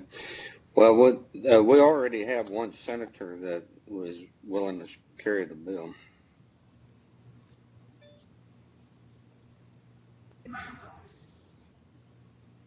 Do we need to make any action to go and find and firm up a representative or senator to carry that for us? I think all you need to do is let Dan Hunter know, because he takes care of our legislative, contacts and our legislative program. I think all we need to do is let Dan know that you either have someone in mind, or you want he and his crew to go out and seek someone to take care of that, to propose to the, Yeah. Is that the pleasure of the board? I would say, John Paul, that would be my advice, because when you talk about today, we've talked about rural hospital systems and those things. We've talked about a little bit of broadband and those kinds of things. We've talked about impacting the industry even further. All of these things that we think are important are really embodied in that. And I don't know what legislator or what senator would really stand in front of this really rural Texas advancement. And that's what I think these bonds represent. So I'm going to go ahead and interrupt, just because I know that I have already received who the senator is, and we have a board member who has shared that with both Dan and I. So I'll bring it back up and get it in front of Dan. Okay. And is that good with the rest of the board as a consensus that Mindy does that? Lee says yes. Jason says yes. Yes. Barry Smith, Yeah. Garrett says yes. Okay. Thank you. Says yes. I appreciate that. Again, I just wanted some verbal confirmation there. Sometimes virtually we don't see head nodding, so I want to make sure that the board was in agreement on that. This, Ted, the one thing that concerns me is if we're going to do this, we got to do it now. They're putting the legislative agenda together now, and they're having committee meetings and that kind of stuff now. And January, the session starts, and once it starts, everything's crazy. So we got to get in front of them now. And so I don't want to miss this window opportunity to cure this defect that we have in the enabling appropriations bill. So we need to do it. Jason, I assume this is John Crew. I assume that Commissioner Miller is on board with this too. If we're counter to that, I'd like to know it. But every time I visit with him, he's ready to do something and to have those resources. So, No, I think I have not heard anything counter to that, John. I will tell you, this is going back 6 years ago when I started talking to him about, could we do something different with this bonding? He was a little bit concerned at that point. Since then, I think with some better understanding and, just over time of getting to know the program and what we're trying to do, and with some encouragement by you and some others, I think he is really seeing the opportunity that this can create for Texas agriculture. So, every conversation I've had with him, he has been 100% on board. If I can have Tim, maybe you've heard something different. I don't think so, but speak up. No, I'm hearing what you're hearing, Jason. Yeah, I think he's 100% on board and sees that this could be, a great advantage to Texas agriculture and rural Texas both. I think we're good. I think it's a solid. Yeah. Then let me use a term that I got from A&M. Let's whip and spur this deal and try to get it going. Well, I think we will it is the intent of the board, staff, if you hear the intent there to encourage and keep this on the forefront. We certainly don't want to miss the cycle this go around. So I think we want to make sure we have our P's and Q's all in a row like we should with legal and everything. So I think that is the feeling of the board, is to be sure that we get everything taken care of and in line for that January opening. Ken, let me ask this, John Paul, and this is a question for legal, whether it's Susanna or Tim or whoever else is on too, but in the confines of this meeting,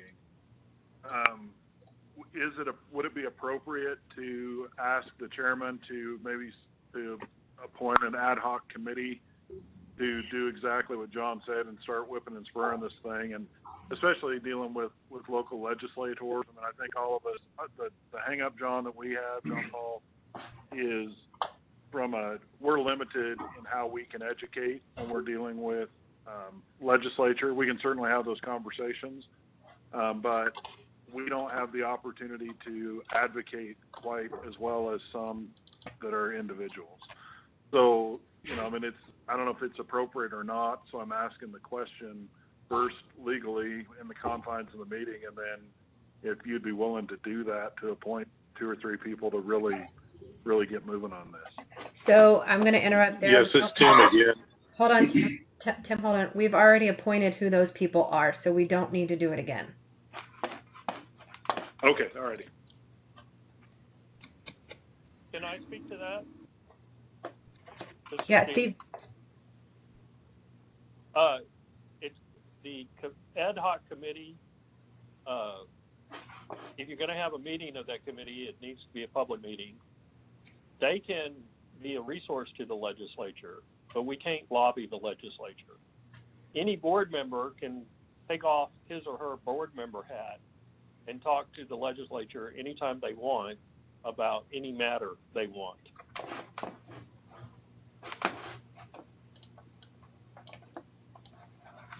Thank you, Steve, for that clarification there.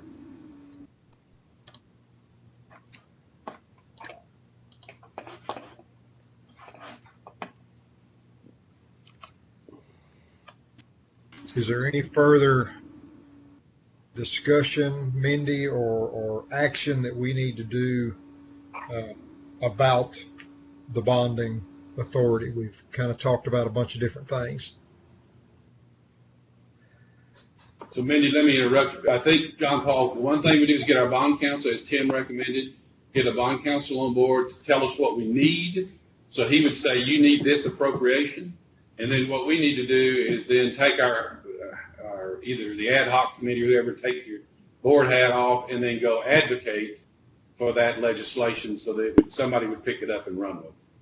Now, do we need action on that bond council, or will that be? No, okay. We're already doing it. It's just a matter of getting through the purchasing process. Okay, so that will be moving forward then. Okay.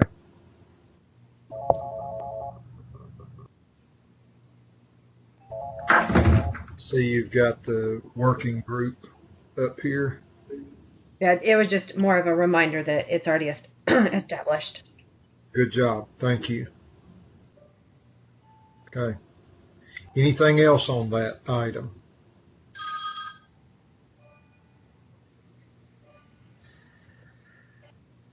All right. Any other business? Are we down to other business? And we talked about on the next agenda, we've got some things that we've already taken care of that'll be put on the next agenda. Anything else there? John Paul, I'd report to the board that I got called by a group that had touched the commissioner about broadband. And there's a big federal program, and they are trying to access that big federal program for rural Texas. And it's related also to Starlink and or Amazon. So it's an internet group, and they're trying to figure out how to partner in some form or fashion with TDA. And with that, to get some federal dollars, there's about $160 million available for 10 years to roll out that type of stuff in rural Texas. And so I have tried to guide them a little bit on how to be appropriate in the process and, you know, what needs to happen with either TDA or TAFA so that if there is a possible garnering of those federal funds, that we could participate in it somehow. And the president this morning, I was on the call while I was late with y'all.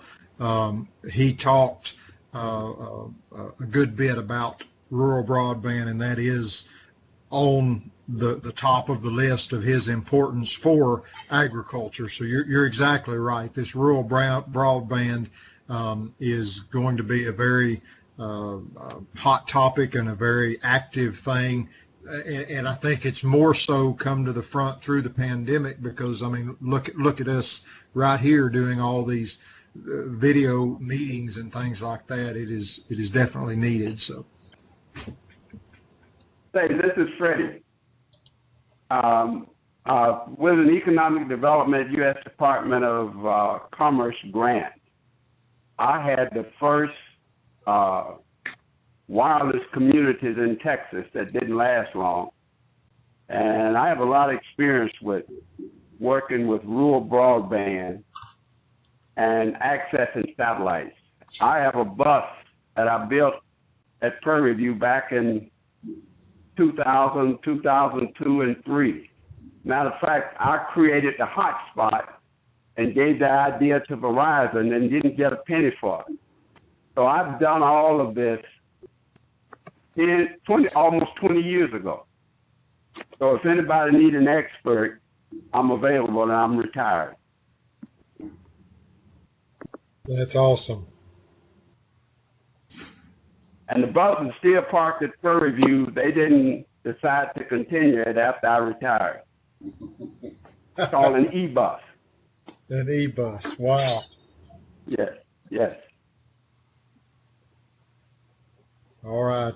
So is there any public comment moving down to that? Okay. I know that this was our first virtual meeting. That may move on. We just don't know. We just ask that be flexible with staff as we go into the future and we work towards a future meeting. It may be virtual. It may be in person. We just don't know. Mindy, do you have any comments on that? No, I mean, our TDA staff is still working from home. There is TDA staff, about 25% in the office, but I still think we're close to public. So we will just be flexible and continue as we get more information. You know, we Sure. kind of follow what the governor's office does. Very good. I want to thank everybody today, whether it's by phone or your iPads or computers, for working through the kinks and I certainly understand that sometimes maybe audio isn't perfect, but appreciate the patience with everybody and I certainly understand. Speaking for myself, if I did speak over anybody, I never intended intentionally to do that. It is a little bit of a work in progress to try and create that pause and then take a statement. So I appreciate everybody being gracious with their comments and everything on there. Is there any further business that needs to come before we adjourn?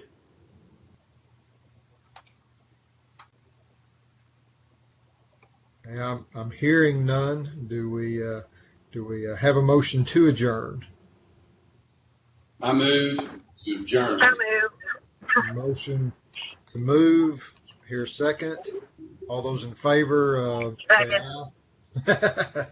aye. Don't think we'll have to have a roll call for that.